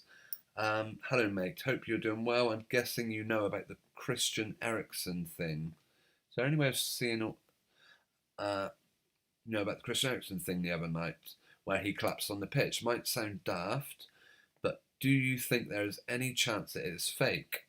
That is never a daft question when it's something on TV. Also, his teammate Kasper Schmeichel plays for Leicester, whose owner died in that helicopter thing a few years ago. It just got me thinking that maybe there's more to it unless he's been vaxxed. Funny you mentioned that, because I looked up Christian Eriksen, fact checked. Christian Eriksen didn't receive his vaccine before collapsing. By the way, yes, very much so. I think Christian Eriksen collapsing, the fact that it's become big news, the fact that, now bear in mind, I guess these footballers have loads of medics checking their breathing, their heart rate, checking everything before they go on the pitch. Is this an advert? So I find it hard to believe that a player would go on. I mean, obviously people collapse unexpectedly. Where's fact checking Christian Eriksen then? Maybe I just shut it down. Okay, nothing on here. But yeah, as I said earlier, I cannot watch. Let's put his name in again. Christian Eriksen. Yeah, up here, USA Today. Yeah, the suspicious thing about this, which during our convo, Dan on Twitter said maybe it's because we're so used to everything else being fake that I'm over skeptical. I said, hi Dan, I'm not following the tournament as I think it's all fixed, but did hear about Eriksen. My first thoughts were it's probably part of the script, but could be legit. I would have to check for the usual signs. I know he used to wear 23 for Spurs, which is their number. Any idea what time he went down? He says he has a strange feeling about it, and I said it's definitely good to be sceptical, especially when it's a big event being shown on mainstream media. I may also take a closer look at it and see if there are any big giveaways. And he says he heard that the BBC continued showing footage while he was given CPR. Now that for me is a big alarm bell. You would think that they would just cut to the studio under such circumstances. And I said that really doesn't sound right to me. It's unlikely that they would show someone in that situation as it's insensitive. But apparently all the players surrounded Eriksen so that the cameras could not see him. Right, maybe a weird coincidence, but you've always got to look for the numbers, okay? He's wearing 19. 19 plus 6 is 25. 25 plus 8 is 33. Maybe I'm looking a bit close.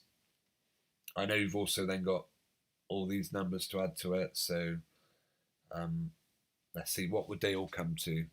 We've hit 33 up to this guy, 37, 40, 57, 62, 71. Okay, I don't know if 71 is particularly a giveaway number, but these three players standing next to each other do all come to 33. Yeah, I'm very suspicious, and I would also like to point out the similarities. If you look up, let's see, kneeling to Bale. Oh, didn't mean to do that.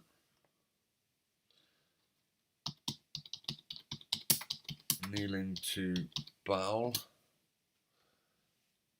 I'm sure there were some pictures of it. I'm interested that comes up. Yeah, the picture I saw of where people were kneeling to Bale, yeah, here we go. Look how they worship Bale with their one knees up. I'm not sure.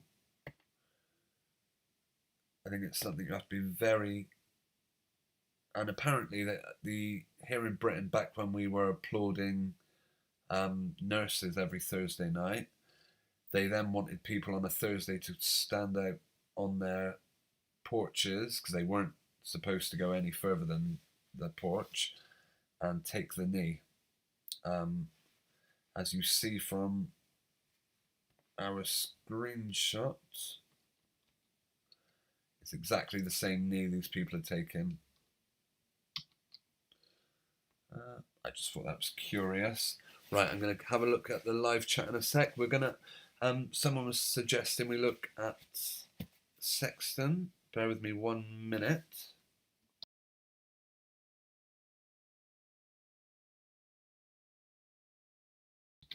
Okay, right, I'll have a catch up on the live chat. I do appreciate people suggesting things to look at.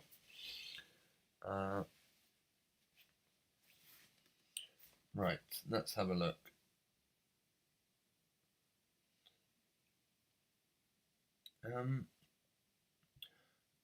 Okay, it's difficult because I'm reading backwards if I start from the bottom. Robbo Max, the doctor who tended to him on the pitch, this being Eriksen, had been given first aid training to people at the stadium earlier that day, but that's just a coincidence. Okay. Yeah, of course that's a coincidence, hey. And also, another thing, I don't know what we've done, we've lost those pictures now, but let's go back to it. Where's my Christian Eriksen thing? the last thing paramedics want when they're trying to deal with an injured people, they need space. What they do not want is everyone crowding around. Why are these pictures so distorted? Where are we?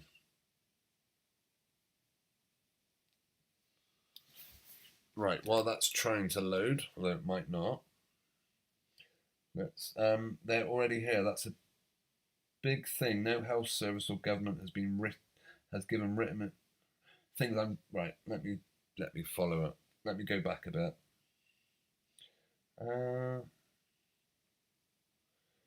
Kirk, so I've put up right. The link is screenshot. They're already here. I haven't had a call from my friendly NHS yet to be poisoned. Can't wait for that conversation.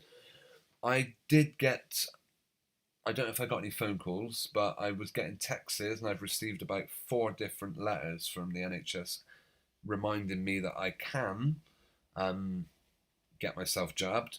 The only reason to ignore the letter is if I've already booked my appointment, which is ridiculous. At no point do they suggest that anyone would ever not want it. Sorry, I'm jumping from one subject to another again. But yeah, if you're a medic trying to work on this person, do you really want all these people crowding around you? I just think it's a bit suspect. Yeah, I don't. And of course, they get their colours in. The paramedics were wearing orange, of course. Yeah, funny thing though, the first thing I heard about this was that the guy had actually died. So, yeah, right, I'm going to catch up on the Kirk. If you go to the Euros in Scotland, you have to be there 5 hours early and are allowed no food or drink. Yet every other host you see fans with pints of beer. Maria, Westminster City Council has put out a tender for temporary body storage. Wow. It's on brand YouTube. Brilliant. Eamon Pudama, I had a call from the NHS Immunology Centre asking me if I intended to have it, and they've asked me why not. I said there's no evidence it exists, and I've had no letters from the NHS since. Fair enough. That's one way to get rid of it. Susan Byrne, I saw that. What's afoot? Kirk says they're planning something. There was a crown spray painted on a bin at the garage at the George Floyd phony fake shooting in a few weeks ago. That's what makes me think it's the Croatia-Scotland game. Let's read that again. There was a crown spray painted on a bin at the George Floyd shoot, right? That's what me. Okay, fair enough. Eamon Pudama, if you're taking requests, can I ask for coverage of Stefan Lanka's control experiment too? That isn't something I've heard of, but Stefan Lanka, we'll certainly have a look at that. Stefan Lanka, who is court orders German measles denier. Okay, interesting. Yeah, we'll certainly have a look at that in a minute. They're already here. That's the big thing. No health, so right. Kirks, today Lewis Hamilton was wearing a tartan cap. He has Ineos on his driving. Oh, hang on. Okay. Right, we'll have a look at this in a minute. Who is Stefan Lanka? I may be a little behind in the live chat, so apologies. Eamon, if you're double jabbed, you won't have to be buried 6 feet apart. Yeah, exactly. CC Jelly, top sport is all staged and fixed. 100% agree there. They made the goalkeeper the hero in that match. Apparently he started to resus even though a doctor was there. That sounds about right. Yeah, again, I haven't seen any of the footage from that. So what I do know is apparently in Denmark's next game, was it Denmark or wherever Christian Eriksen played for. Apparently they kicked the ball out at 10 minutes and spent 10 minutes hugging each other, wasting time. If I was a football fan and I'd paid to watch a football game and they kicked the ball out into touch, I would not be best pleased, put it that way. Right. Okay, at the request of, I believe it was They're Already Here. Was it They're Already Here who asked for it? We're going to look at this person. Sorry, let me just catch up a minute. Right. By the way, there was a story out. I made a video on it, a brief one, about the NHS giving people the opportunity to opt out of having their data shared. Now, I did notice that someone left a comment on one of my videos. I think it might have been Alice Wild, who isn't watching this evening, and she said, "Don't do it, or don't fall for it. Don't opt out." I wonder if she was saying. I'm just curious if anyone has opted out. We'll come back to Stefan Lanka in a second. Let's see. Oh, what was it? Opt out of NHS sharing. Yeah, this was the one. How to opt out of government sharing your health records. And I wondered if perhaps, chances are you'll already received a forward panicked WhatsApp message from a friend or a tweet from the government's NHS data grab, which is what it sounds like to me.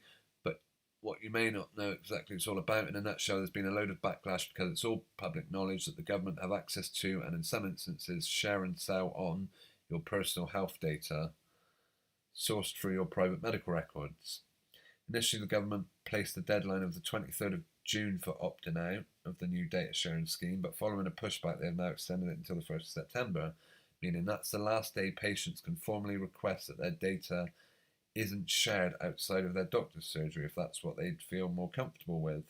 Many are wondering how private medical records, which include your sexual and mental health history, might be used by internal groups and why the government want access to such information. Here's the full rundown. I'm not going to read all of this, but what is the betting? Well, I think the obvious thing is that could it be so they can track whether or not you've had could it help the empowering of any type of passport that they might want to bring in? It doesn't, I don't think it says that, I don't know, but that for me would be a reason why you would want to opt out, because you don't want any shop suddenly saying to you, "Oh, we just checked our records and you haven't got a passport." Who knows? But yeah, I'm just curious if anyone else has actually opted out of that. During the pandemic, data from GPs has been used to the benefit of millions of us. It has been helping to identify and protect those most vulnerable, and to roll out their vaccine program and identify treatments which have prevented people from dying. Well, there's another self-fulfilling prophecy. Look, no one's died, therefore everything we're doing is good. Okay, anyway, let's go back and look at who is Stefan Lanka, as was requested. Right. Court orders German measles denied to pay €100,000. In a minute, I'm going to tell you about when I was a child at school and what happened to me. Nothing huge, but I'm just curious how it ties in with this one. Okay, Stefan Lanka, a German biologist who offered on his website 4 years ago to pay $100,000 or $105,000 to anyone who could prove measles is a virus, now has to honour his pledge. A German court decided Thursday, after Dr. David Barden, a German national, emailed Lanka studies proving measles is a virus and laid claim to the reward, and biologists refused to pay up. The dispute eventually reached a regional court in southern Germany whose decision Lanka is planning to appeal. The biologist told a reporter it is a psychosomatic illness and that people become ill after traumatic separations. Because we know that the measles virus doesn't exist and according to biology and medical science can't exist, we want the reward to get people to enlighten themselves. Just in case YouTube want to censor me for reading any of this, I'm just reading a story in the IB Times, so hey ho. If anyone's spreading misinformation, it's them and not me. I'm just passing it on. Right. The German capital, Berlin, is in the midst of a measles outbreak with 782 cases reported since last October. Beginning in February, when an 18-month-old died from the virus, the country's first death during the outbreak. Health officials have been considering making vaccination mandatory. Wow. About 20 measles cases are still being reported on a daily basis. By the way, I don't know when this story is from, to be honest with you. It says the virus is highly contagious and can lead to serious medical complications and death. Where have we heard this before? That sounds mighty familiar.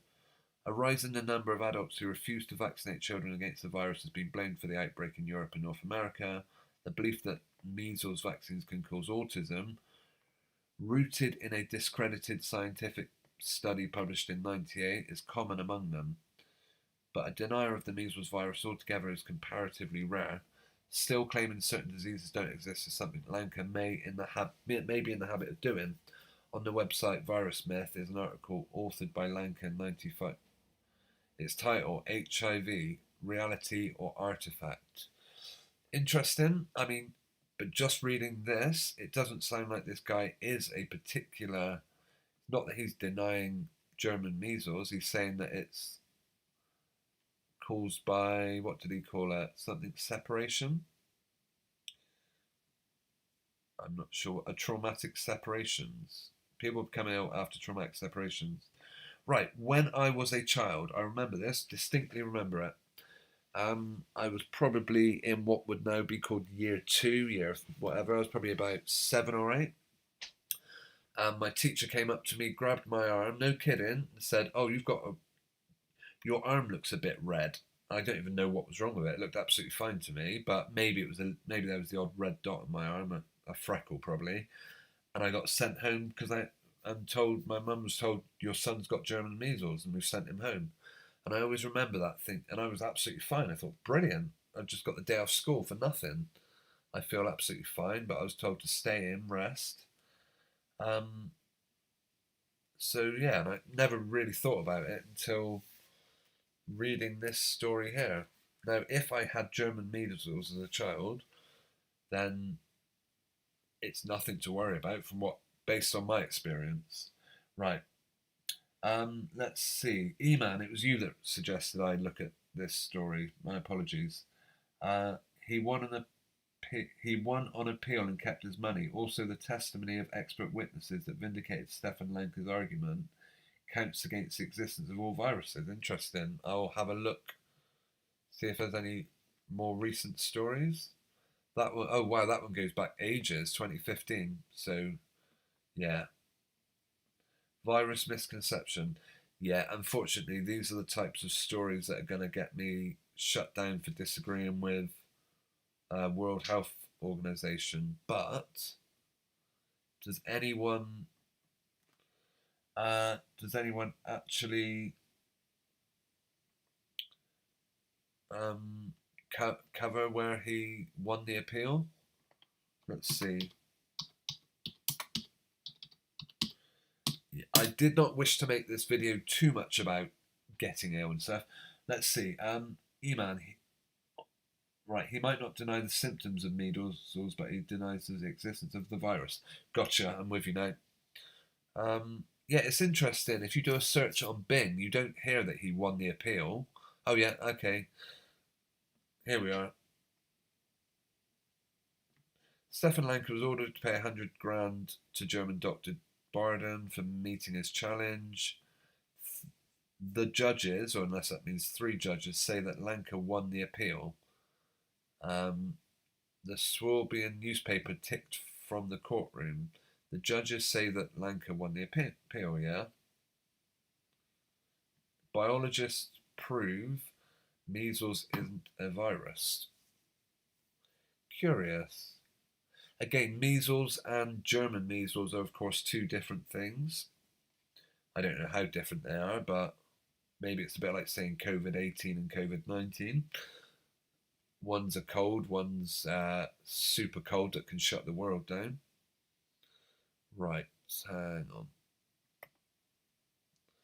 Okay, let me just check I'm reading the right thing. Not a single scientist, immunologist, infectious disease specialist, or medical doctor has ever been able to establish a scientific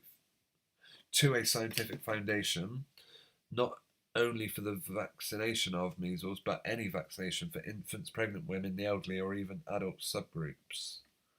The fact that many vaccines are ineffective is becoming increasingly apparent. Ineffective.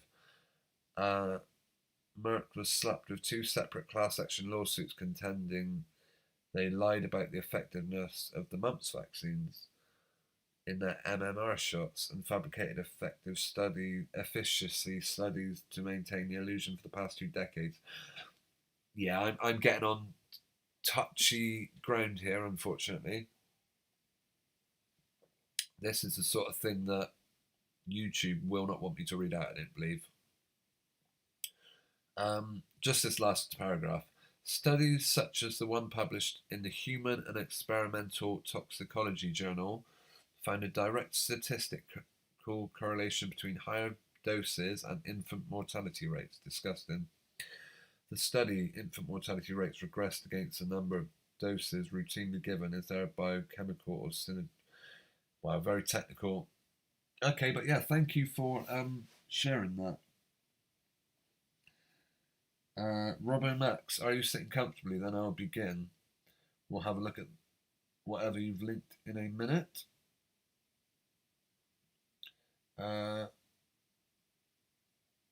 Measles is normal childhood illness, just like chickenpox. Correct, yeah, 100%. I remember having chickenpox, itchy, but not anything, other than scratching a lot. It's not actually that bad. I don't know if I ever had measles, but like I said, I was rushed home from school and told not to come back for a couple of days because my teacher claimed I had a red rash on my arm. Like I said, I felt fine. I didn't really even see a rash, but it's only now that I think back on it that, it's a bit suspect the way they sort of rushed me out of the classroom. Weird stuff. In fact, it might even have been, I remember around that time, I had a grandmother or an auntie who had knitted me a jumper with like regular wool, and it was so uncomfortable. I remember itching like mad wearing it, and I wonder if I might have been wearing that jumper that day when they sent me home and told my mum that I had measles or German measles. But at least I got a day off school, so can't complain. Okay. Robbo has shared a link. Let's see. We'll have a look. Apologies if I've missed anyone's comments. Is it another? No, that's not. Oh, Andy Burnham, right. We can lose the site offline, I think. Okay. And okay, this was earlier on. Kirks was mentioning that people from Scotland have been banned from travelling to Manchester. Yeah. Oh, here we go. What's the woman from the Crankies? Well, I say woman. Is it the Crankies? Do you remember that one was meant to play a schoolboy, and one was the teacher? I don't know. Greater Manchester Mayor Andy Burnham has accused the Scottish Government of hypocrisy after it announced a travel ban to parts of the region. First Minister Nicholas Sturgeon said on Friday that non-essential travel between Scotland and Manchester and Salford would be banned from Monday. Well, what is non-essential? Who decides what non-essential is? Mr. Burnham said the decision was announced out of the blue and was completely disproportionate. The Scottish Government said it was made after careful consideration. What's actually going on in Manchester at the minute? I don't follow the news well enough to even know. I suppose Delta has been hitting hospitals hard. Right, a spokesman. Oh, we are going to also go back and look at that George Floyd. Someone mentioned George Floyd's teacher. We will look at that before we end tonight. Right, the Scottish Government said it made after careful consideration.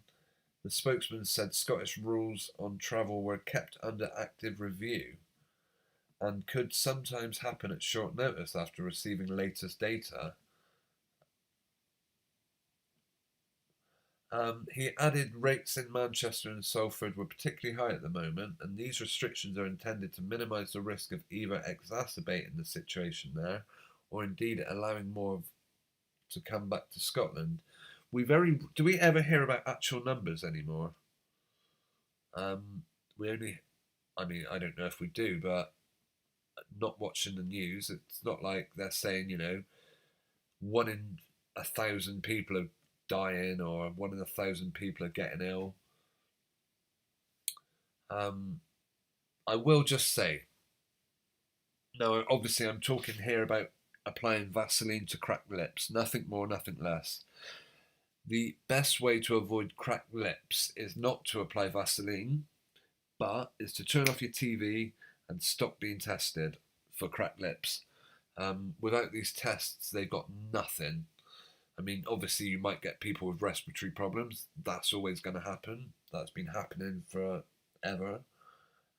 You might get people come down with a cold and flu, but if you don't let them stick a probe up your nose, then the council trying to wage war on cracked lips have got nothing. He said he would write to Miss Sturgeon and ask the Scottish Government to compensate local people who had planned to travel to Scotland. Oh, so it's going the other way as well, isn't it? And businesses that could lose bookings. Non-essential travel was banned between Scotland and Bolton and Blackburn, with Darwin on the 24th of May, while travel restrictions with Bedford were lifted on Friday. Okay. The Demic has shone light on a devolved decision-making across the Scottish ministers have flexed their legislative muscles at times to at times take a different approach to Downing Street when it comes to tackling the spread. Yeah, Andy Burnham, he of course is seen as a bit of a hero in the if you look back to Hillsborough, of course, Andy Burnham is the one that supposedly forced through the second or a new independent review of what happened at Hillsborough. Oh, we're getting numbers in a minute. Yeah, but of course it didn't really do anything. I mean, the official narrative of Hillsborough has never changed, the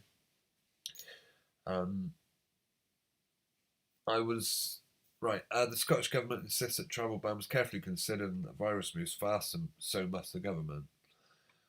Right, here's an anecdote. I know a person, is he a family friend or member of the family? He took every precaution you can imagine to stop catching this illness, okay? He wore masks, he insisted everyone else wear masks around him. He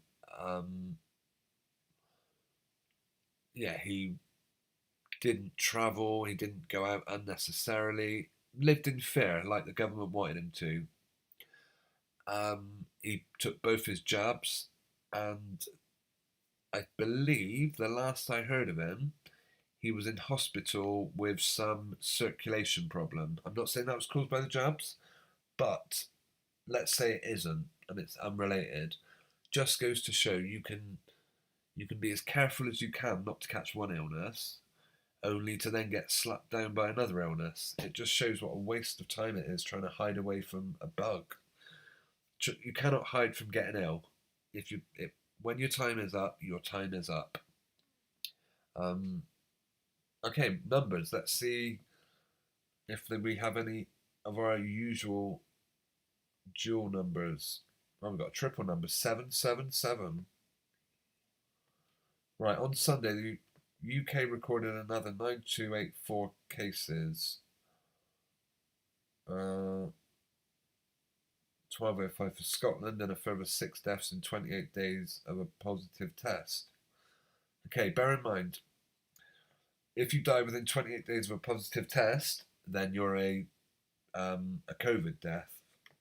If you die within 28 minutes of a jab, then it's probably unrelated. Okay, well, thank you for sharing that, Robbo Max.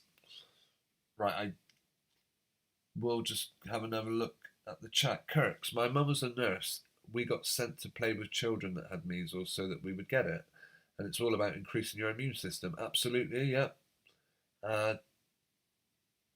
Maria, despite having MMR as a child, I got measles, mumps, and chickenpox. I remember getting chickenpox, I remember getting mumps, and like I said, my teacher told me I had German measles, who knows. But I don't know if I had, who knows, I expect I did get all my... I remember going into a doctor's surgery as a child and being given a little square cube of sugar, and apparently that was how they used to apply a lot of the bugs, yeah. They're already here, says Jimmy Cranky. That is exactly who I meant. I would not be surprised.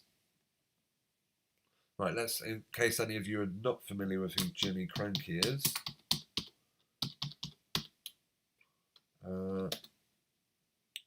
There she is. Now, is that not Nicholas Sturgeon to a T?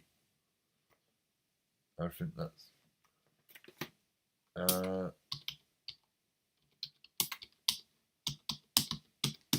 for me, though, I do think Nicholas Sturgeon is one of the most blatant, what should we say, transvestites might be a good, I don't know what you want to call it. A man in a dress is the nicest way I can possibly think of saying it. Okay. Nicola is busier raising women, yeah, of course. Eamon Pudama, I don't think there's such a thing as an immune system because I don't think there are any pathogens. There might be particles that remove toxins or something. Eamon, you could be right. I have no idea on that. I'm not an expert. All I know is, like we said, I've had, I've had mumps. It would appear that we can pass mumps on to other people. It appears that we get colds at the same time. Is that because, who knows? Who knows? I think your best bet in life is not to waste what life you do have worrying about getting ill. What a complete waste of time. You don't want to spend any of your life wasting it worrying about what your lying government are going to tell you. And at all costs, you have to avoid ever bending the knee to bail. That was originally what this video was going to be about. I went a bit off subject, but I will make that point before I end. Random games. I think that the George F. story is not true. I feel it is set up. 100% it is not true, random games. Again, I made a video. I'll play a little bit of it. Just one particular clip. Let's see. How easy can we find it? Probably sounds George Floyd.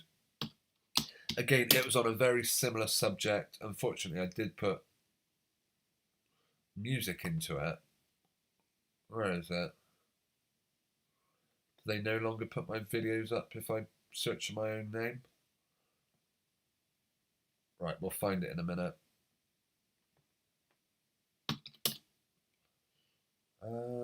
Okay, let's see. Wow, I've done 141 videos on this channel.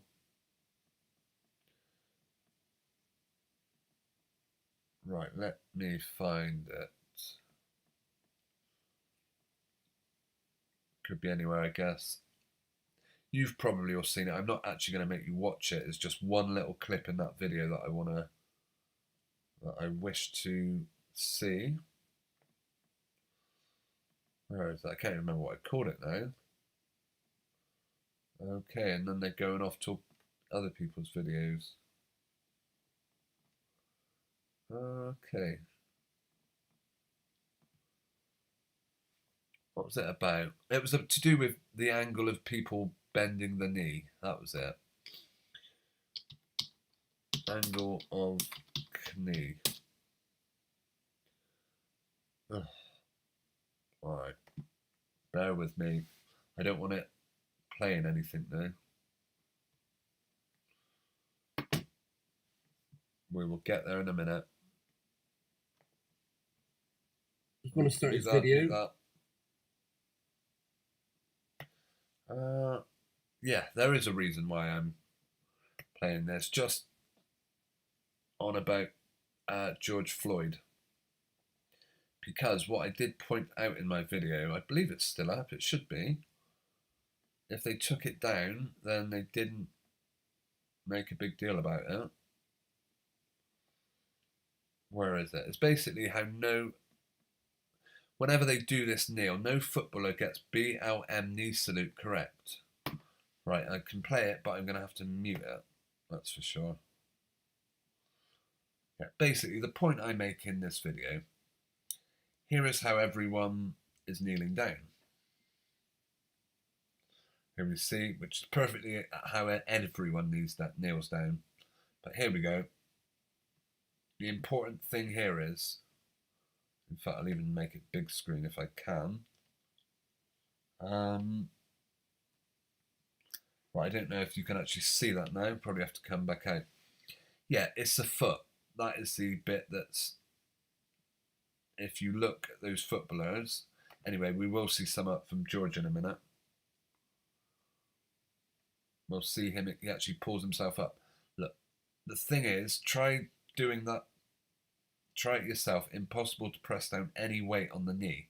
What it is, it's like, and actually once when I did a video about a police interceptors program where a police officer grabbed a young kid, kneeled down on his neck, he did exactly the same angle with his foot. And it basically means that it keeps George safe because it means that they can't put any weight down on it. And that point is proved here. Look, this is him just before he's about to tap out, as it were. He manages to get himself up off the ground. Shows just how little effort. And then, of course, that story was huge. Then we had the cases with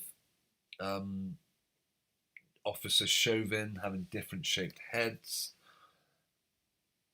And then, again, let me find the person who... Kirk 71. In the case 622 on their jackets on the 22nd of June, I'm guessing that was a reference to the guy who... Christian Eriksen, yeah? I hadn't noticed that.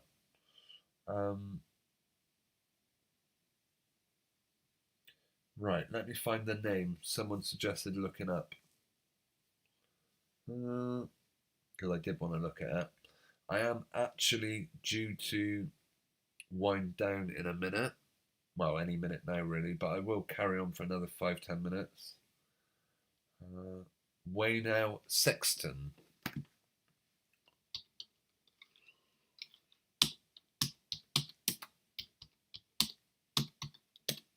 And apparently they look like other crisis actors. Got it. Oh, I see, yeah. Some teacher randomly, that is weird, isn't it?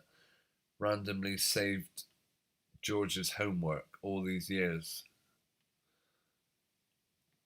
To be honest, this one, I'd missed this one. Let's see it. Any chance of zooming in? Future famous American, this is what Perry Floyd, whoever that is, said. When I grow up, I want to be a Supreme Court judge. When people say, Your Honour, he did rob the bank, I will say, be seated, and if he doesn't, I will tell the guard, take him out. Then I'll beat my hammer on the desk, then everybody will be quiet. Wow, okay, that's supposedly, I'm guessing, without looking too closely into it, the story of Sexton, teachers across America talking about racial injustice. Yeah, people won't shut up about it either at the moment. So has it been suggested then that I don't know what the story is. I don't know why this person's come up. We could check out the website, see what it says.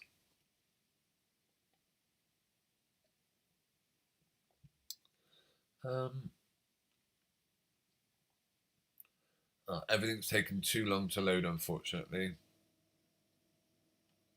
Okay, now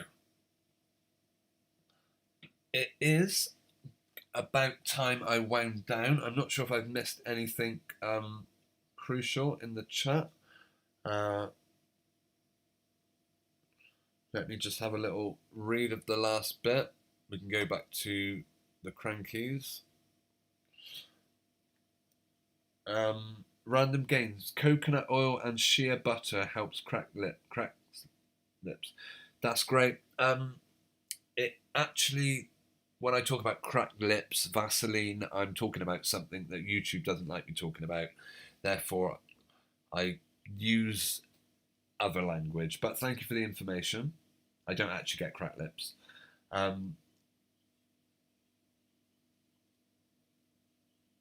Kirks. Andy Burnham also claimed to have been at Hillsborough until it was proved he lied and had to apologise.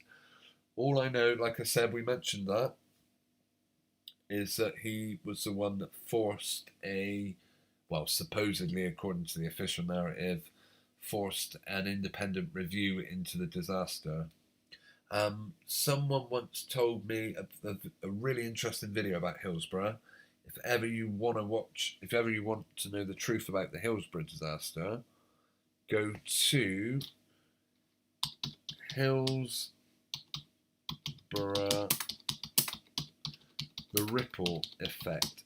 Now, again, this really interesting video makes a lot of great points, but I cannot say I agree with everything in there. Partly, I will leave a link though if anyone wants to see it.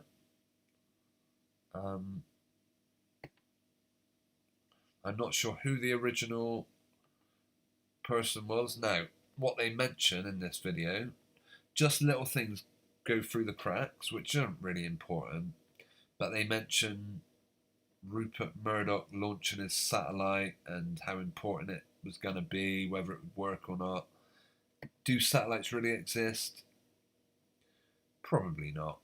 But again, this documentary, The Ripple Effect, is really interesting if you want to know the truth about Hillsborough, or not necessarily. Well, if you want more information than ever came out about it. I'm not sure if any of you people have already watched it. If you have, and you want to share any info, then let us know. I mean, maybe you've got something to say on it. Robbo Max, you're spot on. Everyone in Scotland knows about Nicola Sturgeon and his wife, but the mainstream media don't report it. I don't actually know anything about Sturgeon's wife, husband or whatever. Is Nicola Sturgeon meant to be a lesbian by any chance? Let's have a look. Right, Nicola Sturgeon. Wow, what? First. Right. Okay, let's zoom in a minute. Do you know what? I probably could keep going for another hour if I don't stop soon. I'm just curious who their husband or wife is, whatever. Spouse is Peter Murrell. Okay. No pictures of Peter Murrell. Let's have a look. Are they suspect looking by any chance? Wow. Automatically you can see. I'm guessing this is, unless it's this guy here. No. Nicholas Sturgeon wedding. Yeah, no surprise to see them both wearing dresses, let's put it that way. Well, okay. No comment on this one, but okay. Well, yeah, I'd never really looked at that guy, but he's got very soft features, hasn't he? No doubt he is big on the right, did I share? I meant to share the Hillsborough ripple effect video. I'm losing track. Okay, I did put a link in the live chat about it. Okay, I'm going to start winding down because at this point, oh, we've had one more link from Robbo that I guess we can check out, and then that's going to be it. Let's see. Opening a new tab. Right, before that loads, I would like to send my sincere appreciation and thanks to the following: Robbo Max, Kirk 71. They're already here. Who else? Michelle from Oz, who I believe has been with us from the start. Eman Pudama, 2N Lit. Greetings, I haven't seen you in the chat yet. Welcome to the live stream. Nora Junior, we never made a drama out of a crisis actor. Yep. We've said our Eman. They're already here. Susan Byrne, thank you for joining. Maria Ellender. Who else have we got with us? Random Games. With a great tip on if you have cracked lips. I would take coconut oil and shea butter over an injection any day, but hey ho. Let's see. I'm sure I saw David in the chat earlier.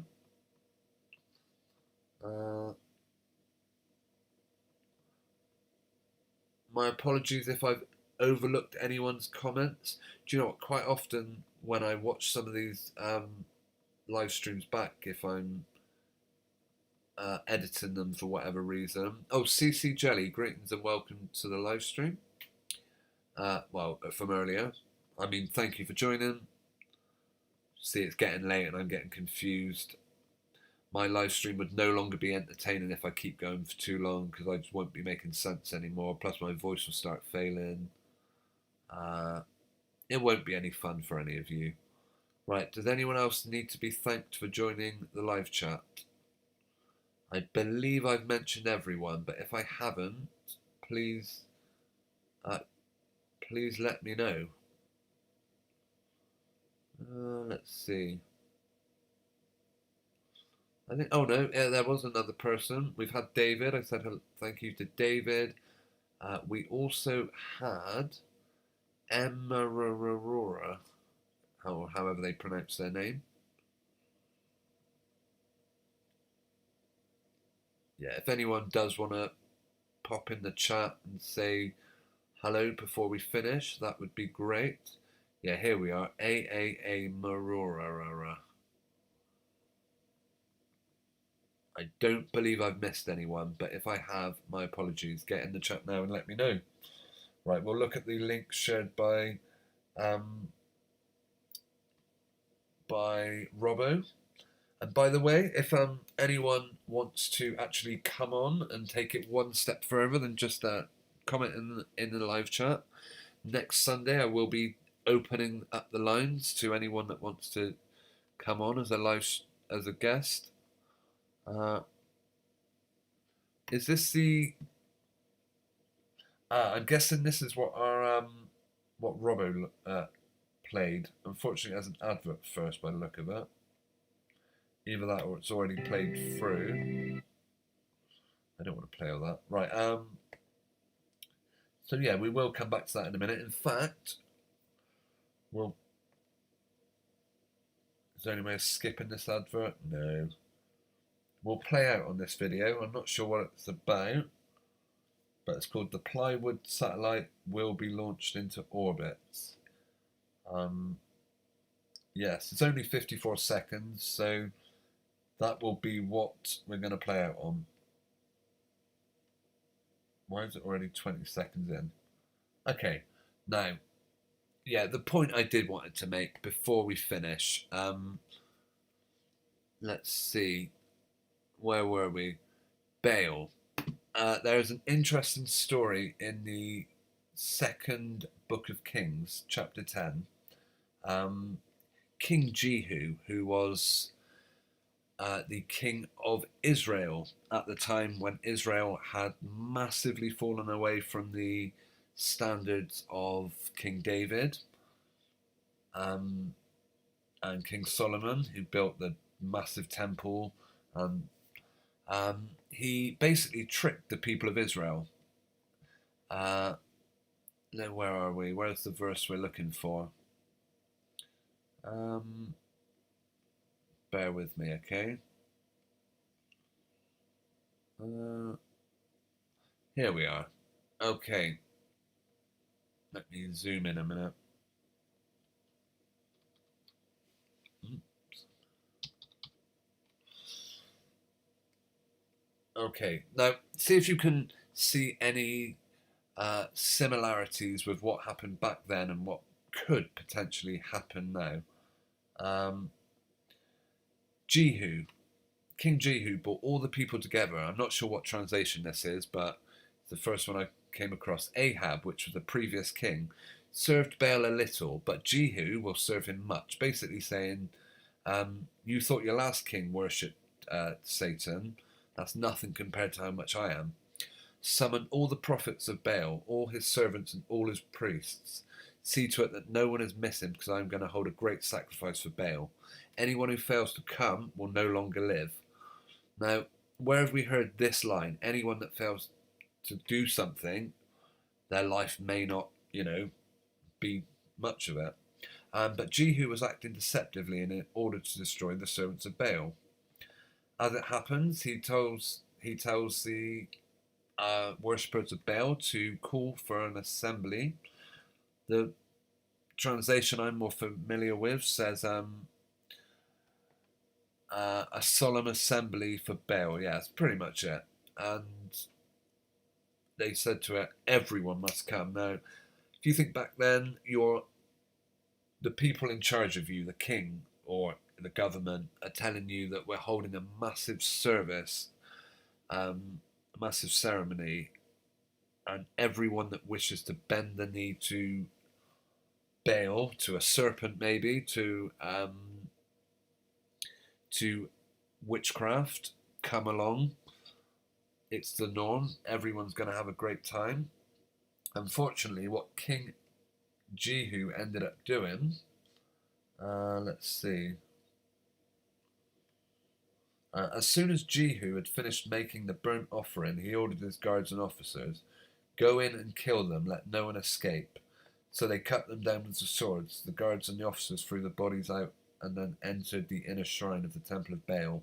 They brought the sacred stone out of the temple of Baal and burned it. They demolished the sacred stone of Baal and tore down the temples, and people have used it for a latrine to this day. It's an interesting message that sometimes your government may tell you something that that perhaps doing something following a political leader is better than following your God. And I think this is a good lesson. Actually, that is a really interesting chapter. chapter 10 of the second book of Kings, because is it in this that at the end Jezebel, the someone who killed off a load of prophets, they end up taking Jezebel out, or it might be the next chapter actually. Anyway, I'm going to carry on. I'm not going to be able to stop if I keep going. So that is the message. At all costs, resist bending your knee to Baal. Okay, my huge thanks to everyone who joined us.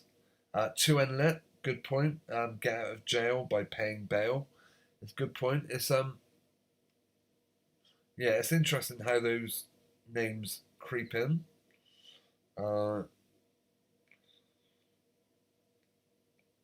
Let me see. Maria Ellender, great chat again. Thanks, guys. Glad you enjoyed it. It's always great having you with us. And as I said, next Sunday we will be opening the lines up if anyone wants to call in, as it were. You just have to click a link where you will join up through.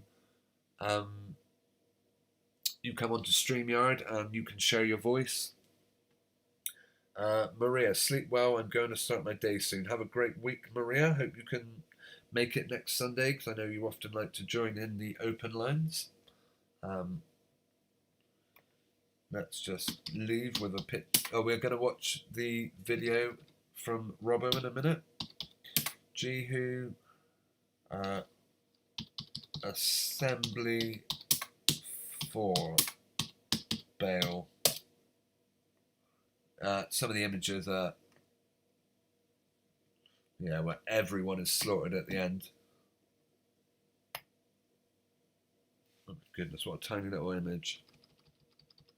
Okay. Kirk says you'll find us in one of their body identification temps. Maria Ellender, empires are ruled by emperors, kingdoms by kings, countries are ruled by. And Kirk suggests an answer to that. Got it. Oh yeah, the first part of the word of countries, yeah. Very clever, Maria. I like that one. Okay, have a wonderful week. And again, apologies if I've missed anyone. They're already here, thanks. As you said. Susan Byrne, I'm glad you found it interesting. Peter Murrell, corrupt to the core, not been seen since the AS inquiry where they tried to stitch him up. Again, Peter Murrell, not. Was that is that the one who was married to Jimmy Cranky? Robin Max, glad you enjoyed the live stream. I will be back midweek. I'm not sure what day. Could be Wednesday, could be Thursday, could be Tuesday. I'll be doing an hour in midweek. I should be doing one. And I will certainly be back next Sunday night, 9:30. We'll probably start with a recap with a rerun of the live stream, and then I'll be going live for the second hour where I'll be inviting calls. Have a wonderful video. Have a wonderful week, everyone. We're gonna watch the video recommended by Robbo. Let's see, where is it? This plywood satellite will be launched into orbit. Okay, that's it for me now. Thanks everyone who joined in, okay? Have a good week, and I'll be back midweek and next Sunday. Take care all.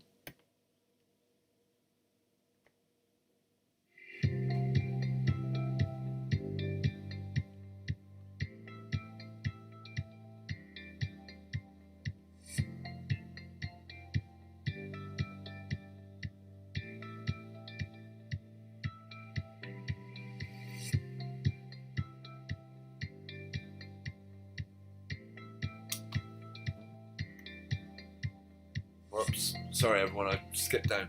Yeah, what a joke, suggesting that researchers aim to test the feasibility of using plywood in space.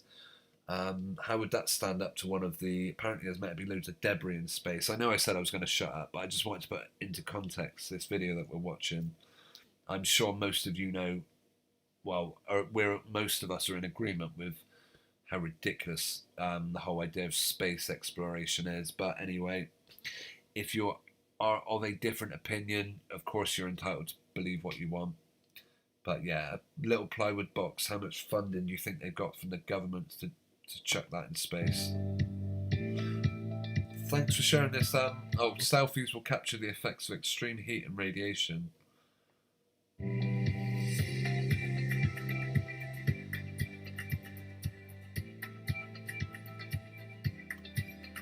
If found suitable, plywood could be used to build space stations. Oh my goodness. Haven't China got a new space station out now? I'm sure I saw a video about that. Perhaps that'll be something we'll look at in midweek.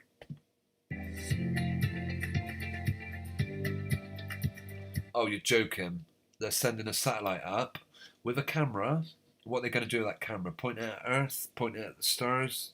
Point it at the moon even? The sun? Nope, point it at itself. How ridiculous. What a complete waste of time that is. Yeah, thank you for sharing this, Robbo. It is a joke. Misha, I see you in the chat saying bye. Iman Pudama, bye. Yeah, have a good one, everyone. Enjoy your weeks, and I hope you can catch me midweek. If not, I'll be back next Sunday.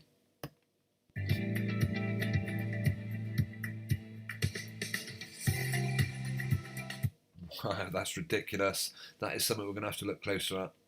Okay, thanks everyone. Massive appreciation to everyone who joined in the live chat. I am over and out for one evening now. Okay, I'm done. Cheerio all. Just quickly pop back up. Thanks for the comment, Random Games. Appreciate it. Hope you can also make it next Sunday when we'll be doing open lines, because I always enjoy having a chat with both you, Michelle, Colleen, otherwise known as Some Girls. All three of you have joined it so far, and it's always good to have a bit of interaction with you. Right, now I'm done. Muted, off, over and out. Thanks, everyone. Bye.